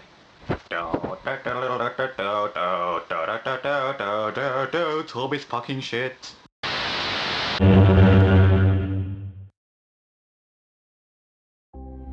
What's up guys and gals, here's MFG38 and welcome to the Mad Finnish Gamer Show, the series where I ramble about good and bad games alike. And without any further stalling, let's get right into... The Binding of Isaac. The Binding of Isaac is a Zelda-inspired roguelike RPG co-developed by Edmund Macmillan, whom you may know as one of the men behind Super Meat Boy and Florian himself. It was released on Steam on September 28, 2011 and has versions for Windows, Mac and Linux. Reception for The Binding of Isaac was overall pretty positive, with the game scoring an average of 84 out of 100 on Metacritic. In addition, it has managed to sell a whopping 3 million copies as of today. Now I'm gonna be honest here, I have kind of a love-hate relationship with The Binding of Isaac. So let's go into a tiny bit more detail about that. And by a tiny bit I mean a fuck ton. Now I was a huge fan of Super Meat Boy, in fact it's one of my all-time favorite games to this day, so when I heard the news about Macmillan's new game The Binding of Isaac, of course I bought it as soon as I could with no second thoughts. Because I started having those second thoughts way later. Don't get me wrong though, The Binding of Isaac is a good enough game on its own merits, and I can definitely see why so many people praise it to high heavens. Only I'm not one of those people. Before I start discussing the reasons why I don't hold The Binding of Isaac to the same regard though, let me start off by discussing what I do like about it. For one thing, the game's cartoonish art style is pleasing to look at, even with all the dark shit. Such as floating disembodied heads, and decapitated bodies, and actual shit. The soundtrack, composed once again by Darren Baranowski, is also great, if sonically less diverse as opposed to that of Super Meat Boy. On the other hand though, the repetitive instrumentation of the tracks actually helps to create a sense of cohesiveness in the areas you traverse. As for the sound design, that's one more good thing the game has going for it. And speaking of sonic diversity, the enemies range from ones that sound cute to ones that sound... significantly less so. How about the gameplay though? Well, that's where things start going downhill for me. The core gameplay mechanics do work well enough, and I like how The Binding of Isaac incentivizes finding more items and power-ups to boost your survival rates, but what I don't like so much is the unpredictable nature of it due to the random generation. And fuck me sideways does this game have a thing for random generation. It randomizes literally everything. The size and layout of each level, the enemy encounters in each room, the boss battles on each floor, except the one battle on the 6th one, and I will talk about that as well later on. Now to be fair, the game never throws anything practically impossible at you, but depending on how nice it has to be to you, if at all, your run can be either ridiculously good or... Fuck! Shit! God damn it! Son of a bitch! Yeah, one of those things basically. I wouldn't have nearly as much of a problem with it if you could at least plan ahead, but the thing is you never know what's coming until you enter the next room. I mean, you do kinda know what's coming if the room happens to have an icon over it in the minimap, but... I've had way too many runs fail for the simple reason that I walked into the wrong room at the wrong time and got myself killed in a panic that ensued from it. Or because I picked up Dead Cat. Seriously, fuck that item. What's the point of getting 9 fucking lives if you also lose your precious health in the process, you dust? And then there's the battle against Mom, another bitter end to many promising runs. Again, it's not impossible by any means, but it is hard enough to be frustrating as hell when it goes wrong. I've died to this battle numerous times, and in fact I didn't even beat her for the first time until I had almost 40 hours on the game. I repeat, I did not even beat Mom for the first time until I had almost 40 hours on The Binding of Isaac. I mean, what more can I say? I wanted to love this game as much as everyone else, but as it turns out, I don't.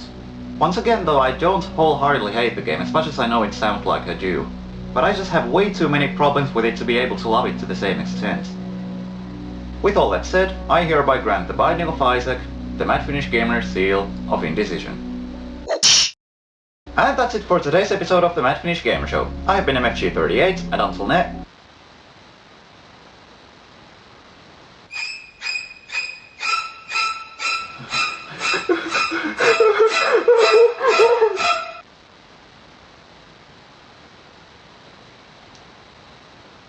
What am I... Why am I afraid of a fucking... Ugh. Alright, I honestly have no idea how I'm gonna do this. But I guess, we'll find out. Oh, fuck. Nope. Stupid fucking hand got into the shot.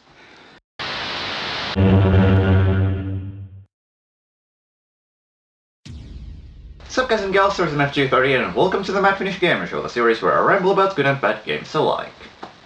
And for today's episode I am joined by a special guest. If you'd like to introduce yourself? Most certainly. Hi, I'm Benjamin Dude Guy, and I play coffee and drink games. Or something or other. So today, Banjo and I have teamed up to take a look at a little thing called Kane. Kane is an isometric point-and-click adventure game developed by an indie game studio named The Brotherhood, consisting of brothers Christian and Nicholas Bischoff.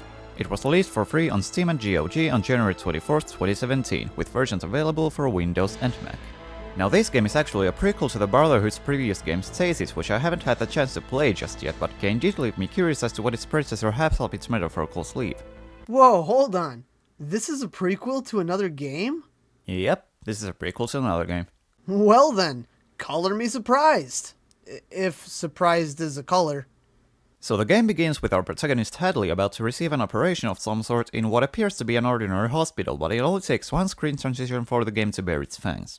Next thing we know, we're strapped onto a thing, and this fatso is patrolling the surrounding area, looking as though he's not afraid to kill us if he needs to. By the way, tell me, Banjo, is it just me or do you also think that this opening sequence feels ridiculously stretched out? Yes and no. It does take a while before the gameplay actually starts, but it helps build up the atmosphere. You can't have something for nothing, or whatever. Point taken. Either way, once the game finally lets us interact with shit, naturally our first order of business is to request Calpel and shove it into the fucker's body.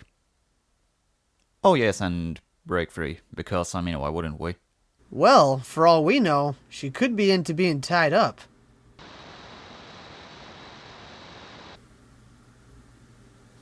What? Nothing. Let's just move on.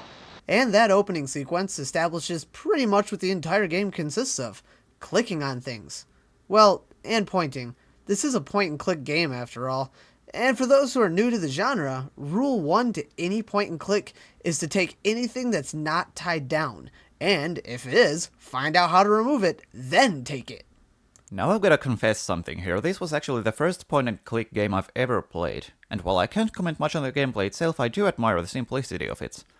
Man, I think I might start looking for more point-and-click games to play. If there's one thing I'm not a huge fan of though, it's the amount of backtracking the game makes you put up with. Thankfully there are only so many areas and they're fairly quickly to traverse between, so it never becomes overwhelmingly frustrating. Oh, and the visuals? I fucking love them. I've always been a fan of the industrial sci-fi aesthetic, and this game does it nothing but justice. The sound design is also pretty good, not to mention the voice acting, although there are some odd inconsistencies in the volume of the dialogue, and it's occasionally even barely audible. And coming from somebody who's played quite a few point-and-click games, and I should add rather poorly, I'd have to agree completely on the visuals, especially for a free game.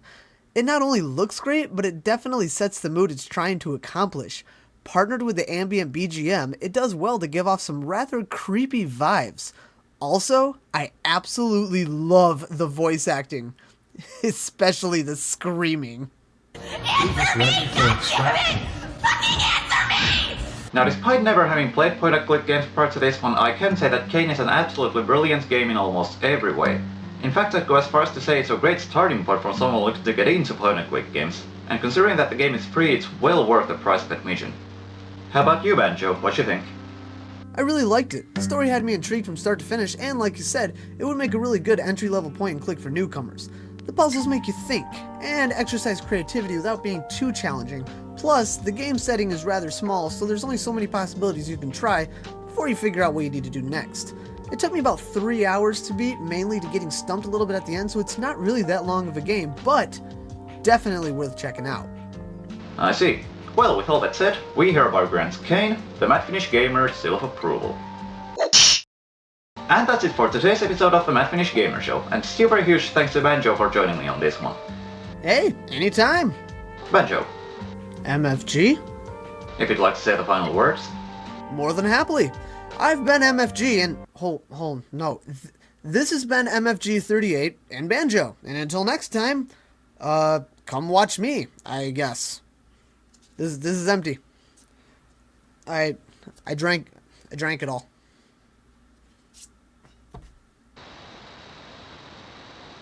Well, you heard the man, go watch him. In fact, I'd go as far as to say it's a great starting point for I really liked it. The story had me intrigued from start to finish, and like you said, it would make a great entry-level point-and-click for... I stuttered. I didn't even try that time.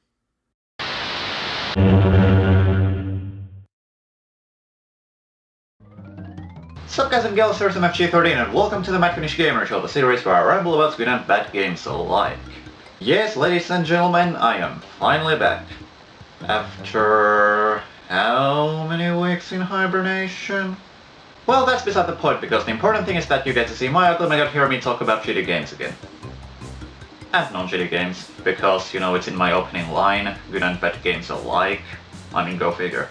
Now, most of the games I've covered on the show so far have been PC games, with the exceptions of Boxy 3D and Doom 64. Judging by which, you could easily guess that I'm mostly a PC gamer. But I do love me some consoles as well, especially the original PlayStation. So, now that the Mad Finnish Gamer Show is back from its indefinite hiatus, I figured what better way to celebrate the occasion than talking about my favorite PS1 game series, Crash Bandicoot. I could think of a lot of ways actually, but this is what I ultimately decided on, so fuck you. Ah yes, Crash Bandicoot. Who doesn't love Naughty Dog's iconic anthropomorphic marsupial? Well, I mean, probably these guys? Console mascot rivalries aside, Crash Bandicoot is a 3D platformer game developed by Naughty Dog and published by Sony Computer Entertainment. It was released exclusively for the PlayStation in 1996, first in North America on September 9th, which was followed by a European release about 2 months later. Reception for Crash Bandicoot was overall very positive, and it sold nearly 7 million copies as of today. In addition, the game's eponymous protagonist quickly became the mascot for Sony's entry into the console market, and looking at the game it's not hard to see why. Much like Mario and Sonic, who, in case you're stupid enough to not know, are Nintendo and Sega's mascots respectively, Crash runs and jumps around while collecting things and slaughtering a variety of relatively harmless looking little pricks. But Crash Bandicoot's biggest distinction from its rivals at the time was that the game was fully 3D. Then again, Nintendo had already broken into the 3D territory with Super Mario 64 by the time Crash Bandicoot came out, but that's a real matter. The levels in Crash Bandicoot essentially come in two varieties, the traditional side-scrollers and ones that also utilize the new axis brought by the third dimension. In addition to the two types of level, the levels offer decent amounts of variety in gameplay. Some are pretty basic platformer levels, while in others you run away from a boulder chasing you or ride a boar while avoiding shit. A lot of the levels also contain hazards unique to their respective themes, such as self-stable locks in stages like Upstream or the scalding hot pipes in Castle Machinery. And it's exactly this kind of thematic variety combined with a surprising sense of cohesion throughout the game that makes Crash Bandicoot an absolute blast.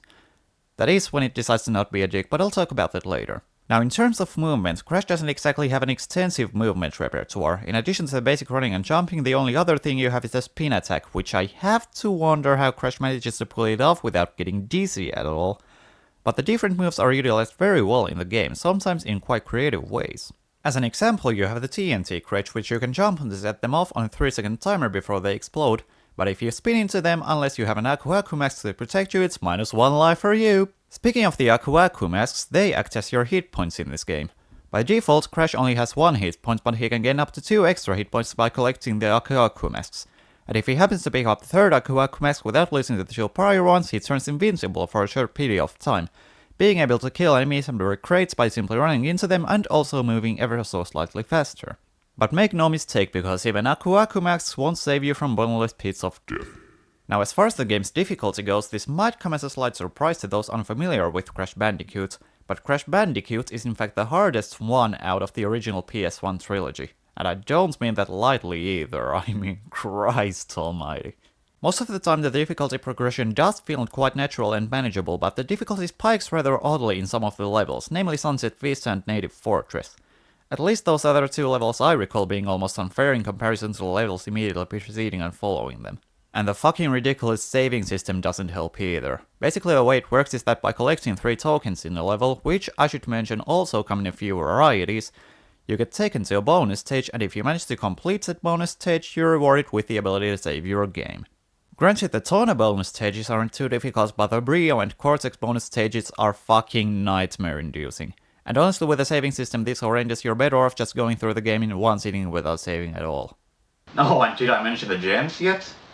Now they are some grade A bullshit. Much like in Crash Bandicoot 2 and 3, in this game you get gems by breaking every crate in a level. But there's a catch behind them in this one. You see, in order to even have a chance at getting the gem, you have to break every crate in a level while also not dying once. Not dying in and of itself is a difficult enough feat to pull off, especially in the later levels, but trying to break every crate for a gem on top of that is just... Why, Naughty Dog? Why? And what's your reward for getting all of the gems? Being able to skip the final boss. And an alternate ending. Now, the alternate ending is admittedly very cool with a kind of where are they now thing for the villains you encounter throughout the game, but it's honestly not worth the effort of getting all of the gems in order to see it, much less have the luxury of beating the game without even fighting Cortex. Those, however, are pretty much my only gripes with the game, because the gameplay is still a whole lot of fun, and the boss battles, while rather easy for the most part, are well designed and surprisingly intense at times. And of course I can't neglect to talk about the game's graphics. They're simply beautiful. In fact, Crash Bandicoot has often been said to have some of, if not the best graphics on the PlayStation, and I can easily see why. And shockingly enough, the graphics have held up pretty damn well to this day. The sound work in Crash Bandicoot is also top-notch, not to mention Josh Manchell's soundtrack for the game. The tracks that play in each level convey the themes and atmospheres of the levels perfectly. And that's not even talking about how catchy the tunes are. Whenever I play this game, I'll be lucky if I don't have a single track playing in my head endlessly for the following week. Overall, some rather glaring flaws aside, Crash Bandicoot is a great game that holds up rather well to this day. It's no surprise how the game became as successful as it did, so far as to be able to rival Mario and Sonic.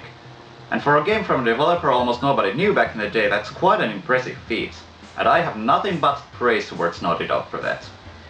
With all that said, I hereby grant Crash Bandicoot the Mad Finnish Gamer seal of approval. And that's it for today's episode of the Mad Finnish Gamer Show. I have been MFG38, and until next time, don't spin into TNTs. Overall, some rather glaring frost.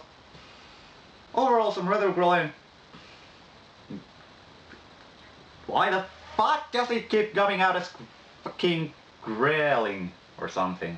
Jesus.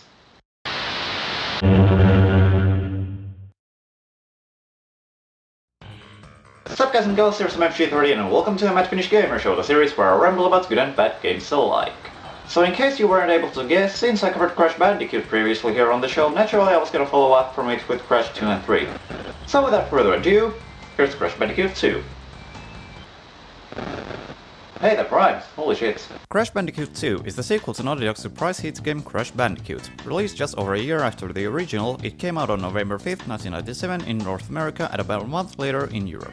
Similarly to its predecessor, Crash Bandicoot 2 was received very positively and also holds a place as one of the highest selling games on the PlayStation, with over 5 million units sold as of today. Now I'm gonna confess this right away, this was in fact the first Crash Bandicoot game I played, as well as one of the first video games I ever laid my hands upon in my life, so this review may appear slightly biased. But I'm by no means calling Crash Bandicoot 2 a perfect game. Even though it is pretty damn close to perfect, I'm gonna admit. Regardless, I am going to point out problems that I have with the game, so worry not. Now then, on with the review. So the story of Crash Bandicoot 2 picks up where the first game left off. Cortex, defeated by Crash, falls down onto an island and discovers a crystal in a cave of some sort. Actually, now that I think about it, how the fuck did Cortex survive a fall of what's probably dozens of miles without a scratch? Care to explain that to me, game? Oh yeah, never mind, I got my answer. Well, that's beside the point. So Cortex grabs the crystal and takes it to one of his henchmen, Engine. Love that pun in its name, by the way. And speaking of Engine, for some reason I used to think he was actually a female. Don't ask me why. Jeez, I keep getting off track here. Anyway, Engine then analyzes the crystals and finds out that they hold a special power of some sort. So naturally Cortex calls upon none other than his arch-nemesis to do what's essentially a long as fucking fetch quest for him. One thing that's an immediately noticeable improvement over Crash 1 is the voice acting. For one thing, Cortex no longer sounds like someone desperately attempting to imitate what a stereotypical evil genius would sound like. And even in general, the voice acting in this game is pretty damn good. The visuals have also seen some touch-ups since the first game, with more tiny yet easily noticeable details that make the game feel more lively overall. And I mean, the visuals are obviously great in general, so go figure. And of course there's the incredible sound design work and a ridiculously good soundtrack by Josh Mansell. Once again, the tracks you hear in this game convey the themes and atmospheres of their respective areas flawlessly. Then and they're generally awesome as fudge-coated cinnamon rolls. The aspect of Crash Bandicoot 2 that's easily seen the most noticeable improvements over the original though is the gameplay. First of all, getting gems has been made a fuck ton less aggravating. Now you can die as many times as you like in a level while still being fully able to get the gem as long as you break every crate. There are additional gems in most of the levels that you have to get by other means though, and the ways in which you can obtain them are very varied and interesting. In some levels you have to get to the end within a certain time limit, in others you have to get to a platform with a skull on it and make it through the route at the other end in one piece, and finally there are secret warp points in some levels that take you to either alternate routes in other levels or one of the 2 hidden levels. Some levels also have additional routes which you can access by getting 1 or more of the 5 colored gems, but instead of yet more gems, they usually have only additional crates for you to break. And the colored gems do provide a great incentive, first of all to find them, and second of all to be able to get the non-colored gems. The saving system has also seen a significant overhaul, with a save point located in the warp room from which you access the levels. Granted, the bonus levels have been kept intact, but now they merely serve the purpose of including extra crates for you to break. And the improvements don't end there. The levels also have more gameplay variety, with the addition of several new gameplay mechanics such as flying a jetpack, riding a water jet, and burrowing underground. Crash Bandicoot 2 also introduces a couple of new moves to Crash's repertoire. In addition to his signature spin attack, now he can also crawl, slide, belly flop, and do a high jump. The high jump especially is a welcome addition for its usefulness in skipping hazards quickly, but the other moves, despite being satisfying to pull off, are depressingly situational. The belly flop move, for instance, only sees some serious use for the purpose of breaking a specific new type of crate that can only be broken with the belly flop, and accessing a specific route in one level. Next to that, my only other gripe with Crash Bandicoot 2 is the final battle against oh wait, I forgot the air quotes. Let's take that again. Next to that, my only other gripe with Crash Bandicoot 2 is the final battle against Cortex. Really, it's not even a battle. It's just you chasing Cortex down a space tunnel while avoiding obstacles and hitting him 3 times before he reaches the end of it. It's an incredibly disappointing climax, especially compared to pretty much every other boss battle in the game, which are some of my favorites in the entire franchise. Aside from those little things, Crash Bandicoot 2 is an awesome game, and it holds a very special place in my heart. It's one of my favorite games of all time, and in all honesty that shouldn't come as a surprise. Now let's be real, do I even need to say which seal this one gets? I mean, Crash Bandicoot 2 is simply an amazing game if you ask me. It improves upon the first game in all the right ways, and despite a couple of minor problems, it's a game that nears perfection in my book. Then again, it might be due to nostalgia more than anything else, but either way, I hereby grant Crash Bandicoot 2 none other than the Mad Finnish Gamer seal of approval. And that's it for today's episode of the Mad Finnish Gamer Show. I have been MFG38, and until next time, stay clear of nitro crates. Then again, it might be due to nostalgia more than anything else. I have been MFG38, and until next time, stay clear of nitro crates.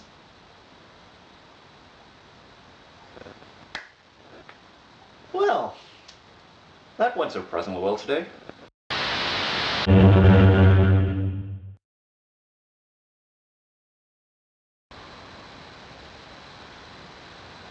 I'm not even gonna bother with the opening line.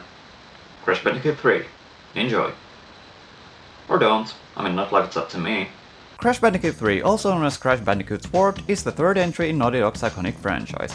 As usual, it was developed by Naughty Dog and published by Sony Computer Entertainment. The game came out on October 31st, 1998 in North America and later in December in Europe. Crash Bandicoot 3 was overall received very positively, and it sold just under 6 million copies as of today. Now I realize this is kind of an unpopular opinion here, but out of the first 3 Crash Bandicoot games, this one was always my least favorite.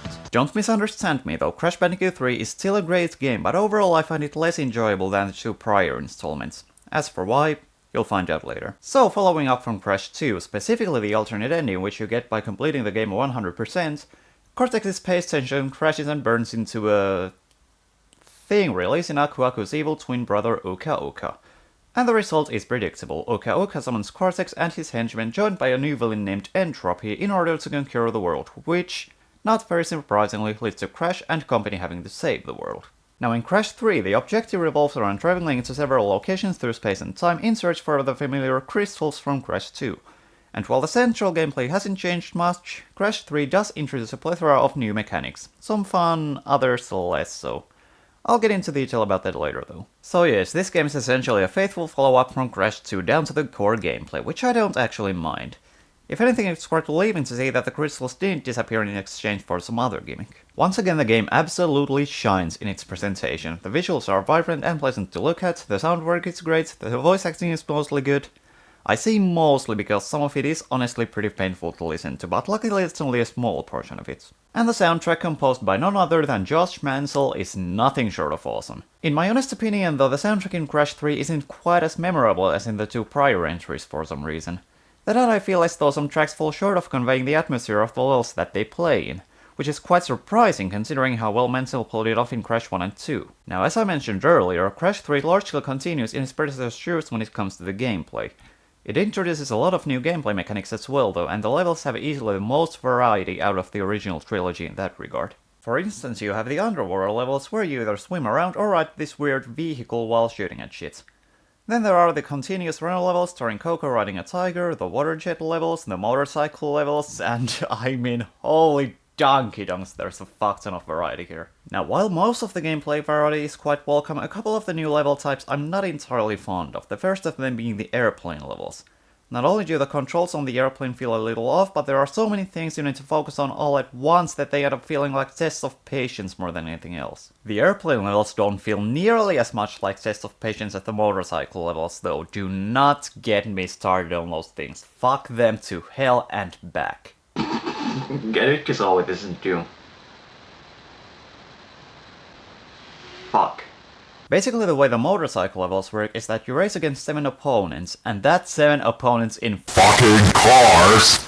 And in order to get the crystal from the levels, you have to finish the race in first place. These things rely on you knowing right off the bat how to best optimize your route so as to not fall behind and lose the race, and what makes them even worse is the fact that there's next to no room for error. I'm not even kidding, make the slightest mistake and chances are it'll cost you the crystal because you won't be able to finish the race in first place. The trial and error style of these levels gets especially infuriating in Orange Asphalt, which, while being the last of these fucking levels luckily enough, also introduces obstacles that move across the road from side to side, and you're gonna need the reaction time of a god in order to avoid them. And to add insult to injury, there are crates scattered around the tracks that you have to drive into, and some of them are placed in very risky places. And I mean very risky.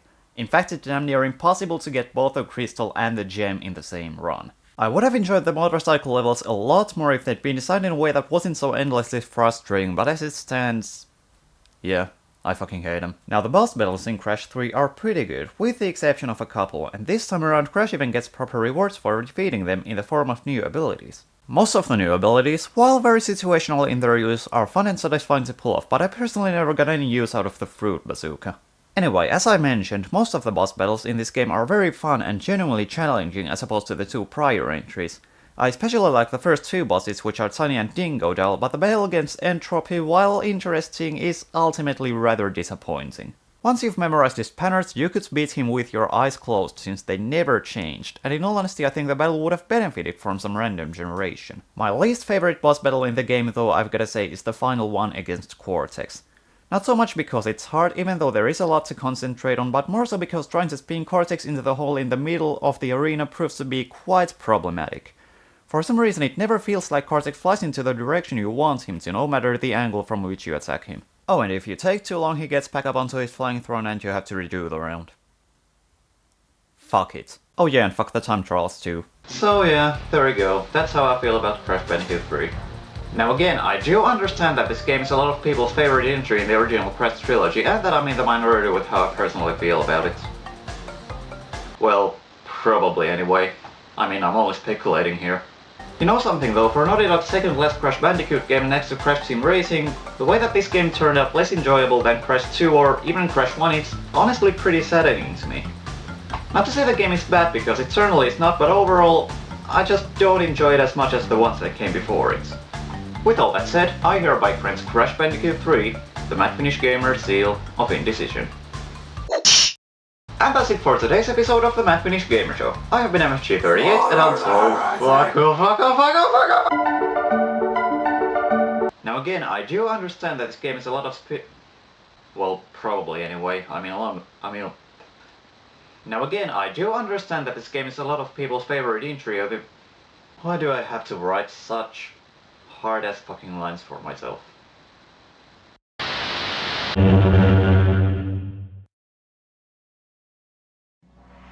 Sup guys and gals, here's MFG13 and welcome to the Mad Finnish Gamer Show, the series where I ramble about good and bad games alike.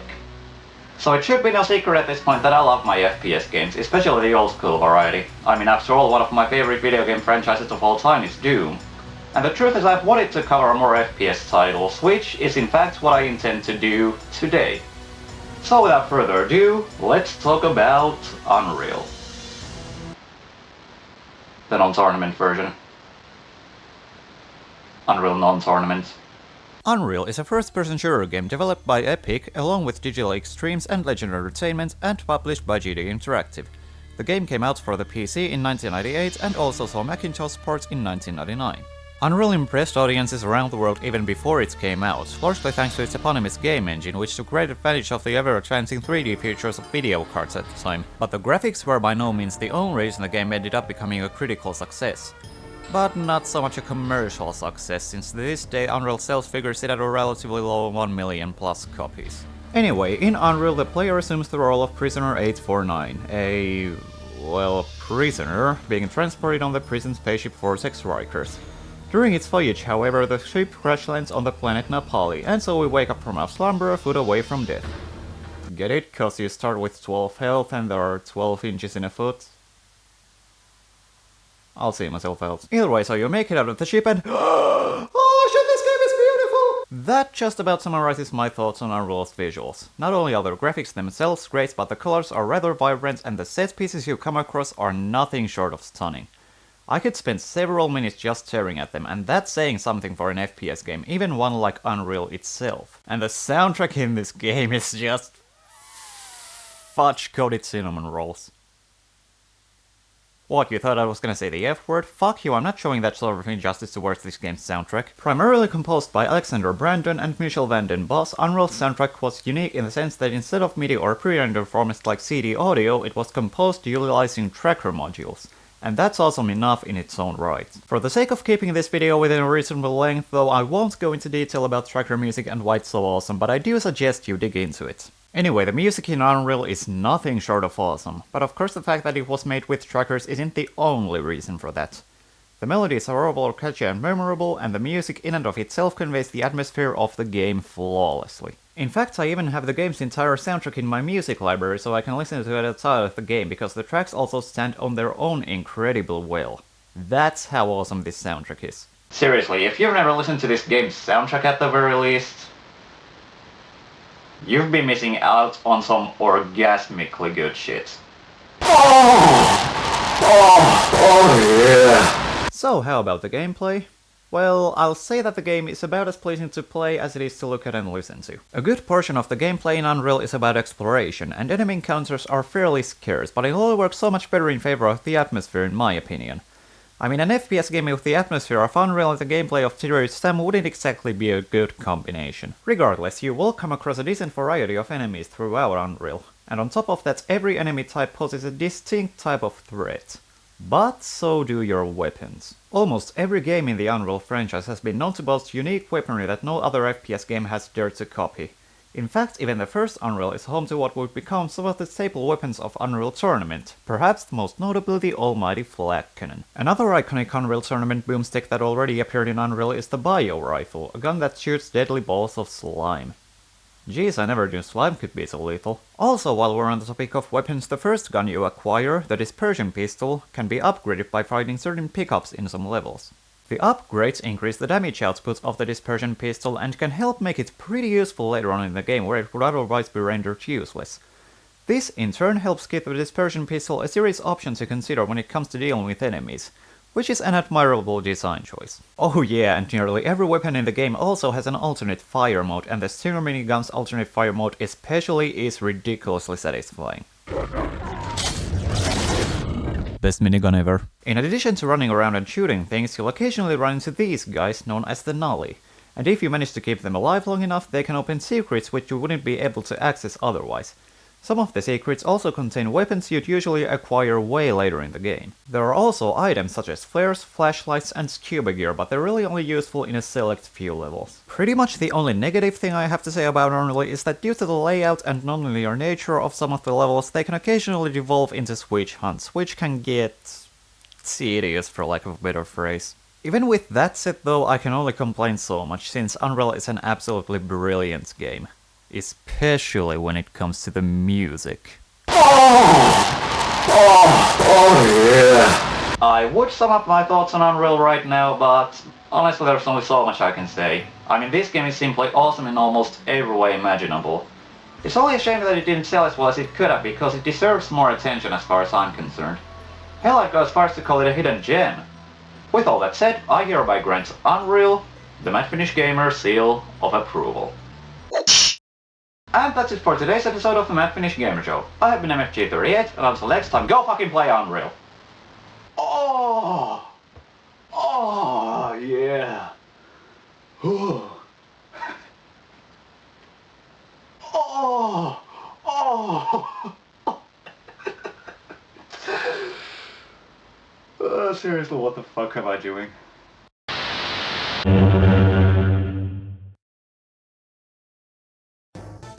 Sup guys and gals, here's MFG13 and welcome to the Mad Finnish Gamer Show, the series where I ramble about good and bad games alike.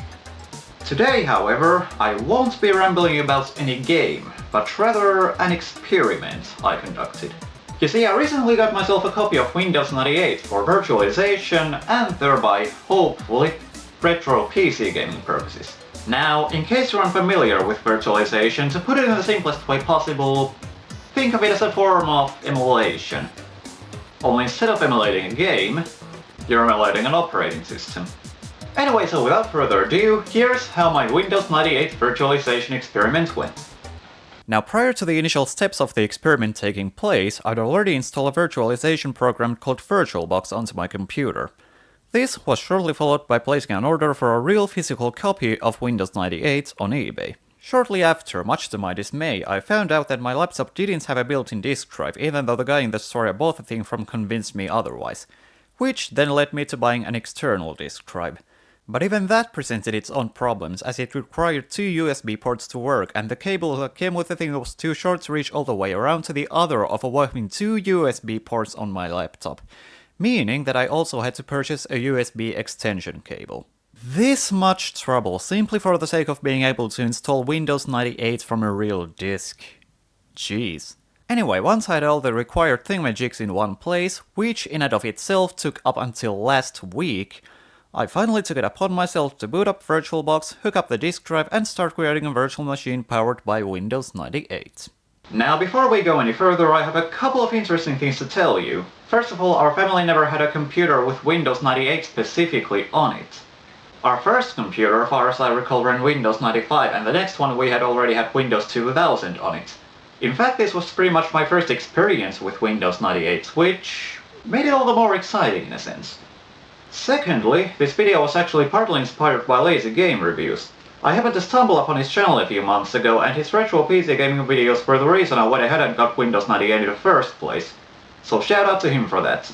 You should totally go check him out, by the way. Dude makes great shit. And back to a regularly scheduled program. So I inserted the Windows 98 installation disk into the disk drive and ran the regular Windows 98 setup program. Sadly, I didn't realize to record any video footage of the setup process, aside from this small clip. Ladies and gentlemen, these are truly exciting moments right here. Not that there was anything specifically interesting about it anyway. Once the setup was finished, I ran into a minor hiccup as the virtual machine refused to boot up at all afterwards, which I was luckily able to fix by cloning it and fiddling with its settings a tiny bit. But then when it came time to try and install Unreal onto the virtual machine to see how well it performed, I started running into more serious problems. First of all, I couldn't get the virtual machine to recognize the external disk drive, which would have been the simplest way possible if it had just worked. I tried fiddling with the settings as much as I could, but no matter which ones I used, the thing would not work inside the virtual machine. Then I started looking for alternative solutions, and in my search I stumbled upon shared folders. From that, I then got the idea to extract the files from the Unreal disk into a folder on my computer's hard drive, add said folder into the virtual machine as a shared folder, and install the game through there. But then I had the displeasure of finding out that shared folders don't work on Windows 98 or older Windows OSs. At this point I was already starting to get slightly hopeless, but I kept pushing forward and came across an ISO file for a virtual machine edition, whatever that is. So with a hopeful spark in my eyes, I ran that inside the virtual machine and... I am running it inside a virtual machine, fuck are you on about? Now, contrarily to what I wrote in the notepad on Windows 98 as shown here, I was too persistent to give up and deem the experiment a failure. But how was I going to combat the problem, you may ask? By creating an ISO file of the Unreal disk. So I went ahead and installed this little piece of software called imgburn, which I'd later use for creating the ISO file. But before that, there was still a tiny bit more setting up of the Windows 98 virtual machine that I needed to do. Since Windows 98 is only capable of 16 colors by default, and VirtualBox apparently doesn't handle 16 color emulation very well, I had to install and configure the Zytek Display Doctor driver, which, once again, was a small headache of its own. Several minutes and reboots later though, the Zytek Display driver was fully functional, and instead of a measly 16 colors, I was able to bump them up to 256. Then finally came the time to see if I could play games on it, so I hooked up my external disk drive, loaded the Unreal disk into it, and created an ISO of it with imgburn. Sadly I forgot to record footage of the process, but I did record myself creating an ISO file of Doom in case Unreal failed, which you're seeing here. This was followed by me mounting the ISO into the virtual machine, booting it up, and successfully installing Unreal onto it from the ISO. And then, holding my breath, I opened up the Windows Start menu, hovered over the Play Unreal button, and clicked on it.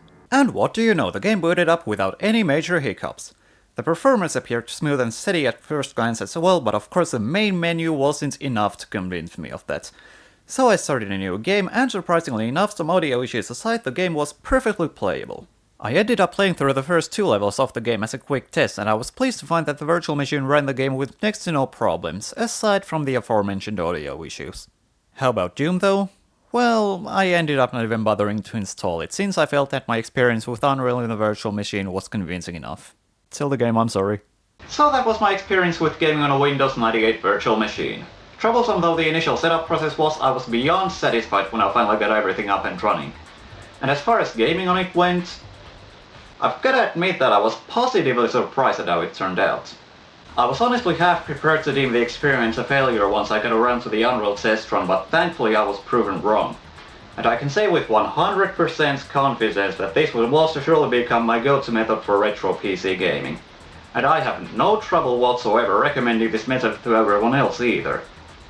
With all that said, I hereby grant the Windows 98 virtualization experiment the Mad Finnish Gamer seal of approval. And once again, shout out to Lazy Game Reviews for inspiring me to do this whole thing. If you wanna go check him out, the links to his channel will be down in the description as well as on the end card. Also, in case this video inspired you to create your own virtual machine for retro PC gaming, I've also put a link to the VirtualBox homepage down there, because that's as good a place as any to start. Anyway, that's it for today's episode of the Mad Finnish Gamer Show. I have been MFG38, and until next time, have a most wonderful new year.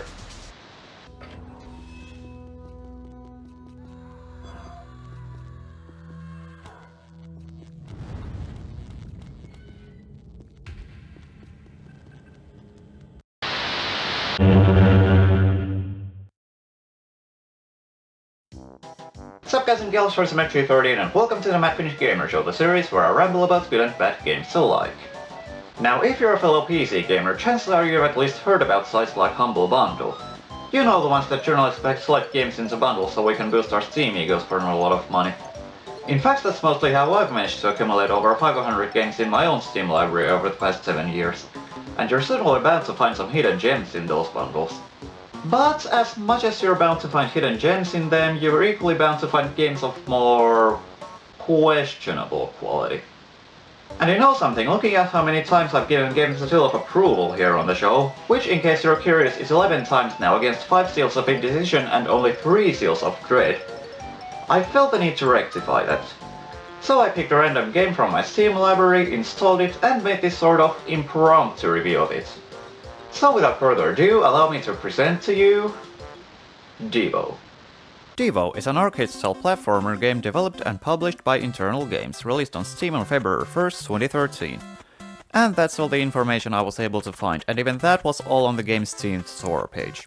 So the game begins with this series of pictures showing a bunch of hamsters strolling around happily, when suddenly they get abducted by your average UFO.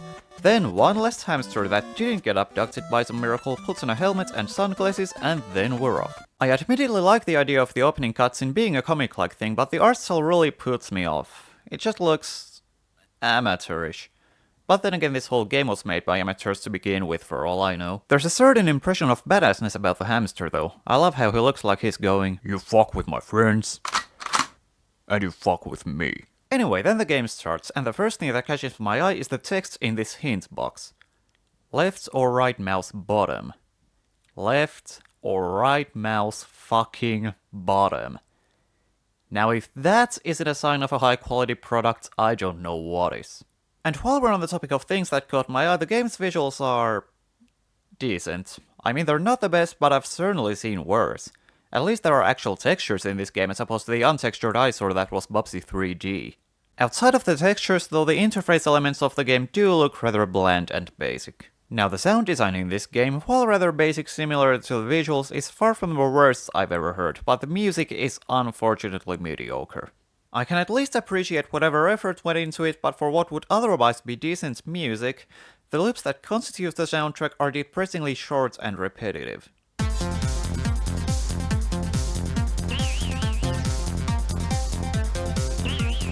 The levels in Devo are designed as though they were on the outside of a circular tower, which I actually quite liked, even though the idea itself is by no means original.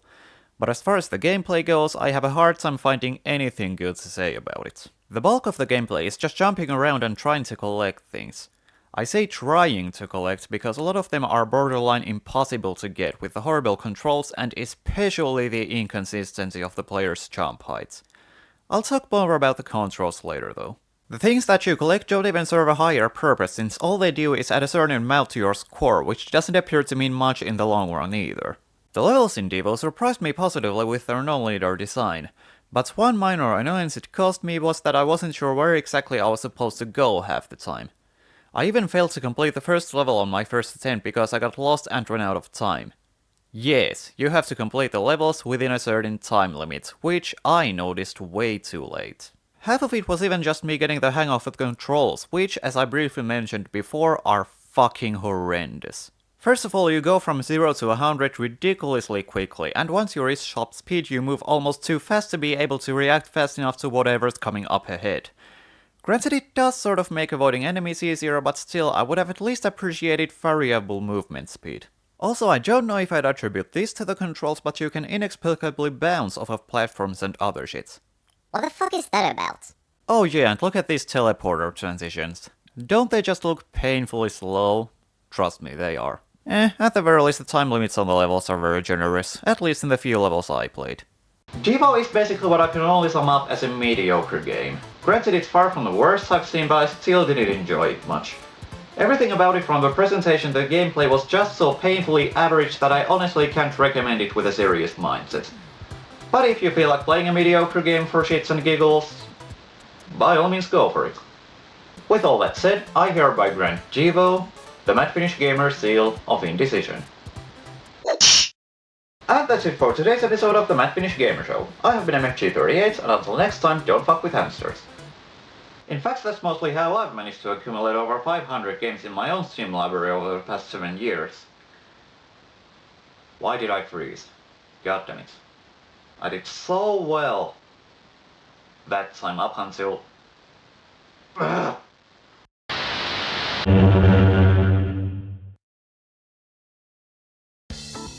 Sup guys and girls, here's MFG13 and welcome to the Mad Finnish Gamer Show, the series where I ramble about good and bad games alike. Holy shit, has it been a while.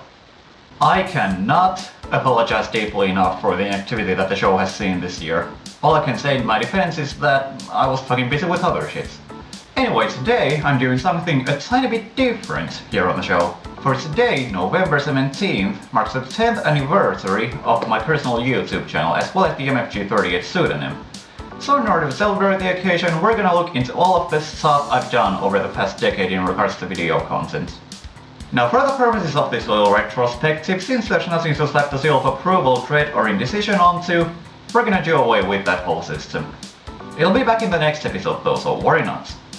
I should also mention that I've deleted all of my pre-2013 videos from my channel, and while I would love to show some of the footage, I've lost all of it to broken hard drives and whatnot. Thankfully in some cases. So we're gonna have to make do with placeholder footage from more recent years. Anyway, without further ado, let's start off with a story about how I created the YouTube channel Mad Finnish Gamer 38. Now, as far as I understand, a lot of people when they started their YouTube channels did so with clear motives or ambitions in mind, but in my case, it sorta just happened. There honestly isn't much of a story behind how or why I created the channel. It was basically spawned from boredom. I was at school, sitting in the computer class where a lesson was supposed to be taking place, but the teacher was either late or otherwise absent, I forget the details, and so I randomly decided to make good use of the time and create a YouTube account. As for where the name Mad Finnish Gamer 38 came from, I thought it up just as randomly. The next 5 months or so the channel spent in relative dormancy, and on April 30th, 2009 I uploaded my first video to YouTube. And what was that video? Basically a shameless angry German kid ripoff. Yeah, remember that thing? I'm getting nostalgic just thinking about it. Anyway, that video managed to gather just under 500 views during the time I kept it up on the channel. It's not particularly impressive, I know, but it is impressive to me knowing how well my videos usually perform. During the first year of the channel's existence, I made a decent variety of different videos, most of which were filmed with a shitty camera. Well, shitty by today's standards anyway. For all I know, it was fucking top of the line at the time. Anyway, those videos included, for instance, parodies of famous video game franchises that I did with a friend of mine. Looking back at those ones, though, they had barely anything to do with the target of the parody, which honestly makes me feel happy about not being able to show them. Then came 2010, and on February 1st of that year, the channel saw the birth of MFG38 Dusk Games, a series of what were essentially Let's Plays. As in game playthroughs with commentary, in case you're somehow unfamiliar with the concept. Now the inspiration for MFG38 Dusk Games came from the channel Piece of Pie software, which I still follow to this day. The guy running the channel records playthroughs of games with commentary, much like 90% of YouTubers out there. Only his style, while perhaps outdated, is something I still enjoy thanks to how different it is. But back on point. I continued doing MFG38 Dusk Games for a good while, until I decided to stop it in August of 2011 for reasons still unknown to myself. However, I did bring it back in 2012, albeit for only 2 months. I'm not gonna lie, I had fun doing MFG38 Dusk Games, even despite the big issue I never cared to fix. And that issue was the lack of in-game audio. That, I think, was the big thing that ultimately turned most people away from my videos, but I did manage to get decent views on some of them. It was also by doing MFG38 Dusk Games that I coincidentally met my best friend. But that's a story where I'll spare the details, because it goes beside the point of this video. Alongside MFG38 Dusk Games, I kept doing random miscellaneous videos that ultimately garnered mediocre attention at best.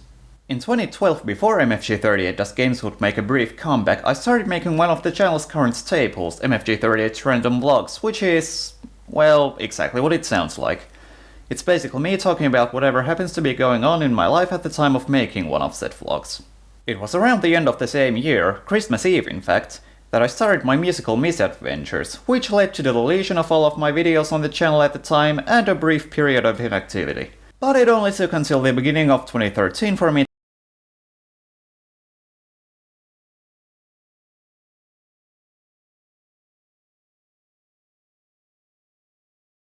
few deleted videos and failed experiments since I rebooted it. Obviously the channel wouldn't have such a rich history if MFG38 Dusk Games had never existed, because even though it's long gone at this point, it's still one of my proudest achievements, if for no other reason than meeting my best friend through it. Granted, MFG38 Dusk Games alone isn't to thank for the channel's rich history. Whether they still exist or not, every single video I made and have made on the channel is a piece of its history, as much as I may cringe at myself thinking back to them.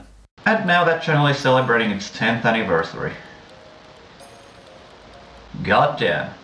You know, when you've done something for as long as a full decade, it inevitably becomes a part of your identity. And I honestly couldn't imagine being anything or anyone else than Mad Finnish Gamer 38 at this point. As randomly as the birth of that part of me happened, I do have to give 14-year-old me some credit for creating the YouTube channel and, along with it, the MFG38 pseudonym. Of course, in recent years, that identity has extended beyond YouTube as well. I began making electronic music under the moniker in 2013, and I also adapted it as my nickname in the Doom community in 2012. And obviously there's also the Mad Finnish Gamer Show, which I have to say is my favorite piece of MFG38 history next to MFG38 Does Games. It's been a long journey, and it's one I'm immensely proud of, even despite the few rocks along the way, and there's still no end in sight yet. And that concludes this 10-year MFG38 retrospective. I have been MFG38, and I'll see you in the next episode of the Mad Finnish Gamer Show. Which hopefully won't be 10 months away from now. As randomly as the bird... The bird. You know, when you've done something for as long as a full decade, You know something, when you've done something for as long as a full decade, it inevitably... Seriously, this is fucking hard.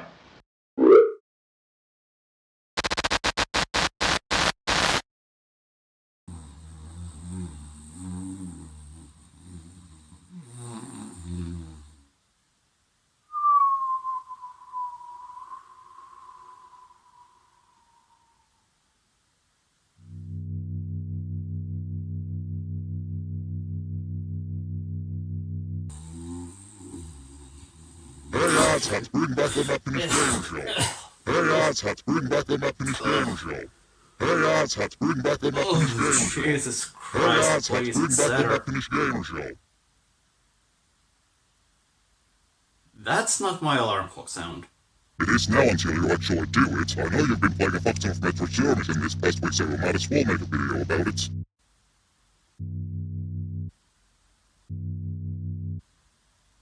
I guess it's been long enough. So, I guess the Mad Finnish Gamer Show is back. Now before the fanfare starts... Whatever, despite the fanfare, I feel the need to humbly request you to hold your horses. This does not mean that the show is back in full force. This does not mean that I'm gonna be pumping new episodes every 2 weeks from here on out. If anything, this video is an experiment, and I want you as well to treat it as such. Hell, there's a good chance that this is the only episode you'll see before the show dies again. Anyway, barring the uncertain future of the show, I'm truly happy to be back, but I feel I should explain a tiny bit about how this episode ended up happening. You see, after I made the channel updates where I announced the end of the Mad Finnish Gamer Show, I gradually began to miss producing it. The longer I spent not making new videos, the more I wanted to actually bring it back. You know, third time's a charm and all. And while I was on an inside Metroid binge over the past week, watching a lot of videos related to the lore of the franchise and playing a fuck ton of Metroid Zero Mission, I had the idea to do something I hadn't done in a couple of years. Make a review of the game in the form of a Mad Finnish Gamer Show episode. So without further ado, please enjoy the first Mad Finnish Gamer Show video since 2018 as I review Metroid Zero Mission.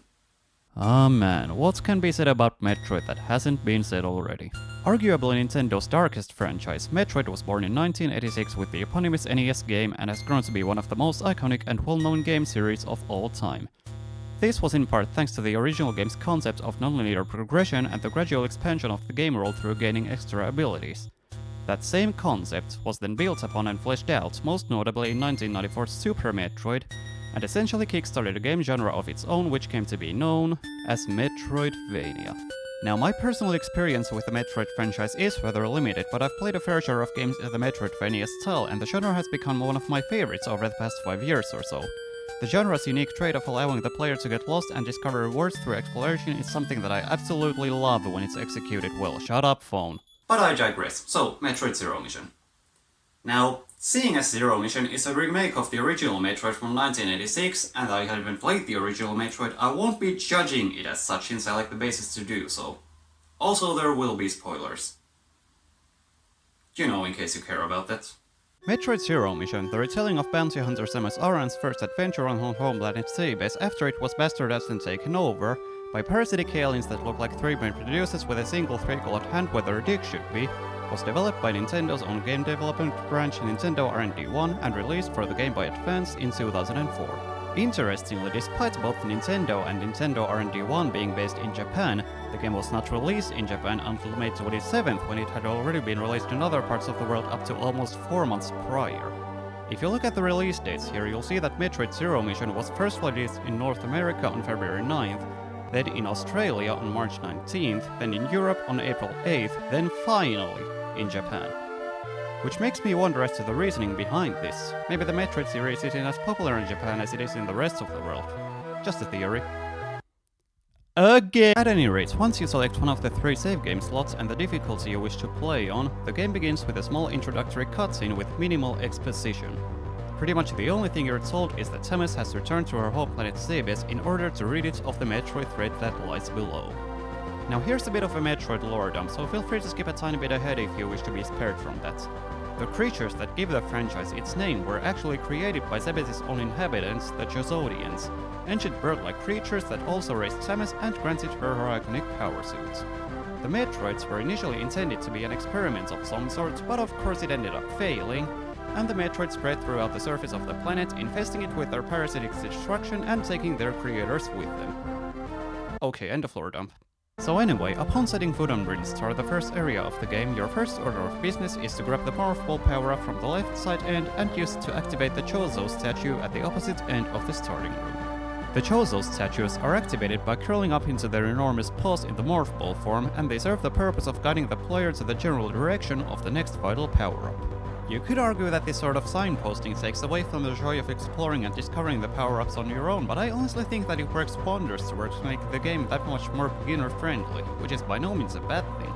And as far as I can tell, only the first Chozo statue is actually mandatory for progression, so you're still quite free to get lost and progress on your own terms should you wish to do so. While we're on the topic of progression, Metroid Zero Mission starts out quite linear in the first few minutes, but the game world really begins to open up and the path to the next objective becomes less obvious once you get the first few power-ups. Even then though, the 6 different areas in the game are designed so that they loop around themselves, and you rarely traverse the same path back to the center of the map as you did hunting for the next power-up. In fact, the game actively makes you take as many different paths as possible, which makes the hunt, if you will, that much less tedious because you get to go through rooms you've seen before in radically different ways. That same sense of progression extends to the combat, which is rarely a focus aside from the few boss battles. As you gain more power-ups, in particular the beam upgrades, enemies that previously gave you trouble become a lot less threatening, thus making traversing the more challenging rooms a breeze.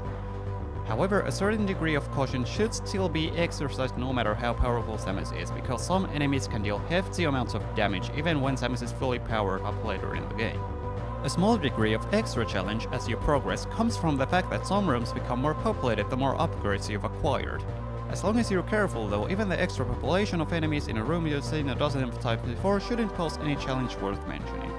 Beyond the beaten path, if you take it upon yourself to explore the maps, you can stumble upon energy tanks that increase Samus' maximum health, and missile tanks that increase the maximum capacity of missiles she can carry, as well as super missile tanks and power bomb tanks that serve the same purpose for the respective power-ups.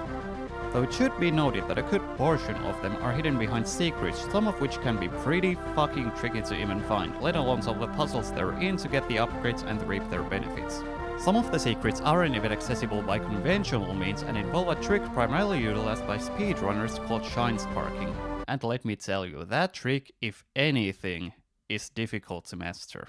Anyway, what can I say about the boss battles? Well, counting out a few mini-bosses, which all kinda suck for varying reasons that I'll refrain from going into detail about, there are in all 4 of them. Kraid and Ridley in their designated areas named after them, Mother Brain in Turian, and Mecha Ridley aboard the space-fighter mothership. Out of the boss battles, Ridley, Samus' arch-nemesis and arguably the most iconic of the Metroid antagonists, is perhaps the easiest.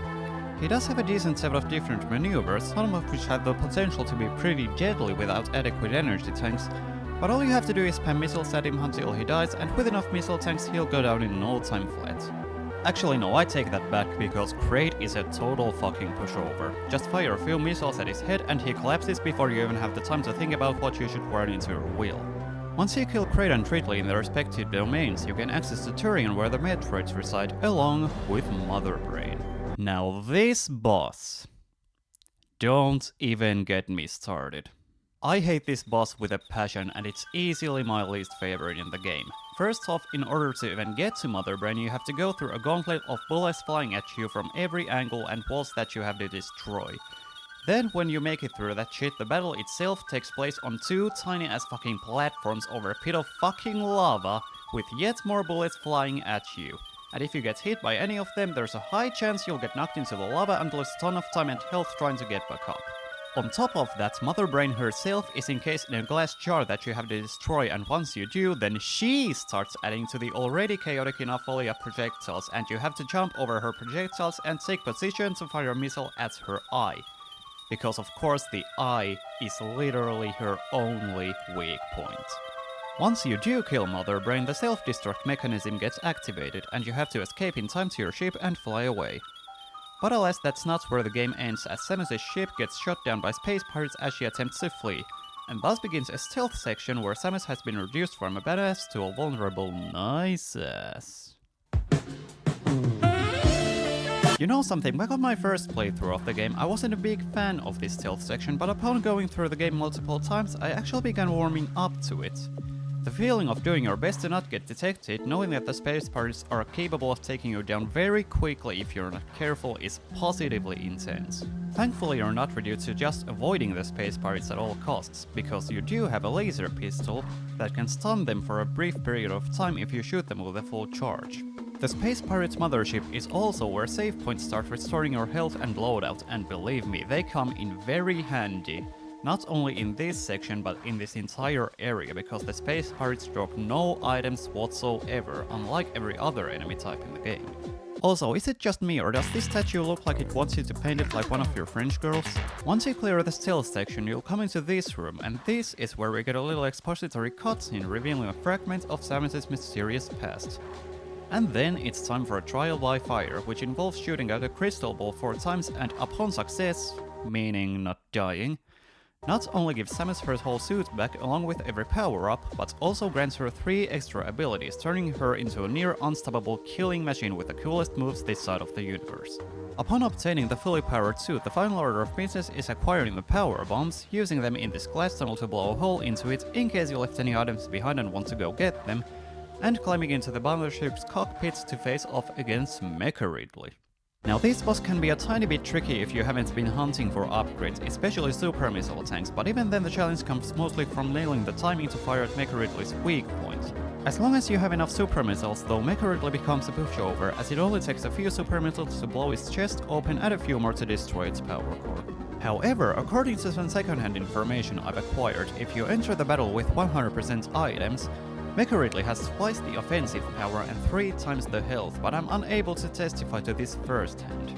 Once you defeat Mecha Ridley, another self-destruct mechanism gets activated, and then it's just a race to the escape pod, seemingly the only one on the entire goddamn ship for some ungodly reason, and the game ends with Samus successfully fleeing the ship right before it explodes in a glorious victory cutscene. With basically everything else out of the way, I obviously can't neglect to talk about the game's audiovisual department, which is overall great. The overall artwork is nice to look at with great use of different colors, the animations are spot on, and the sound design is stellar, with many satisfying sound effects, especially the firing sound of the fully powered beam. It really drives home the satisfaction of killing bugs on an alien planet. The metaphorical cake is topped off by Kenji Yamamoto and Minako Hamano's musical work, with a decent offering of different moves. Between the upbeat Brinstar theme and the more brooding tracks of Ridley's Lair and Criteria, each area in the game, in addition to being visually distinct from the rest, has its own sound. With the exception of the Space Pirate mothership once you clear the stealth section, because it just reprises the Brinstar theme. But it is a great rendition of the theme, befitting of the final stretch. Metroid Zero Mission, when judged on its own merits rather than as a remake of the original Metroid, is overall a pretty fun gameplay experience. Barring the ultimately less than stellar boss battles, it's overall a great game that even bears several replays with lots of other drafts and secrets to discover. I'd even say it's a great game for someone looking into the Metroid franchise and even Metroidvanias. With all that said, I hereby grant Metroid Zero Mission the Mad Finnish Gamer seal of approval. Now before I end the video, let me just reiterate that the Mad Finnish Gamer Show isn't necessarily going to be frequent from here on out, at least not for the next 2 months. But rest assured that I have no shortage of ideas, and if it does become frequent again, I should have enough games in the pipeline to last me well into 2021. In any case, that's it for today's episode of the Mad Finnish Gamer Show. I have been MFG38, and until next time, a small tip. To kill Ridley, shoot at him until he dies. The things I do for the show, eh? Going shirtless for an intro skit.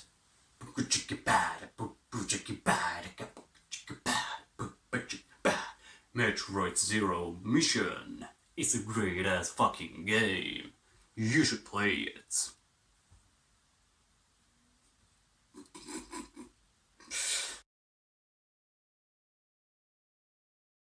And then the series ended. So yeah, that was the Mad Finnish Gamer Show marathon. Hope you enjoyed cringing as much as I did at the old shit. And then we begin the standard stream wrap-up procedure.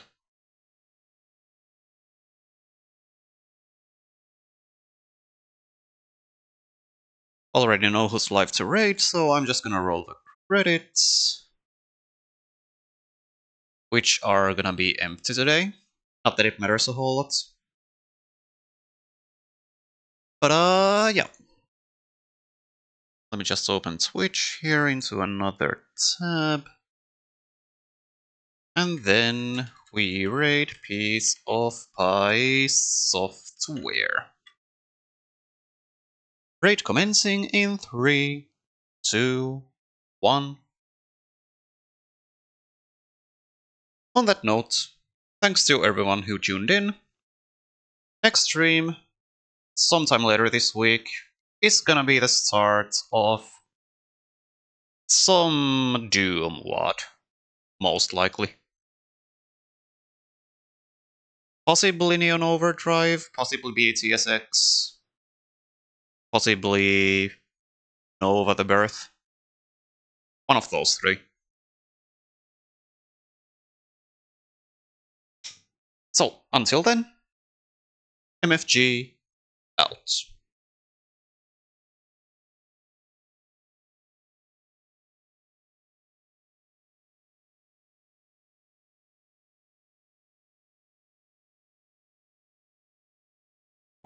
Yon?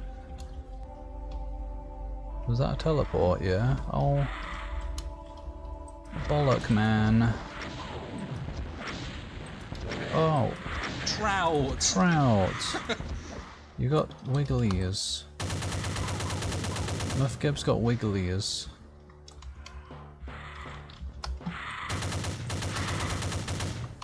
Yeah, I think they got reduced health. Now that's a cacodemon. That's not a weirdo. Thank you for the raid, Muff Gibb.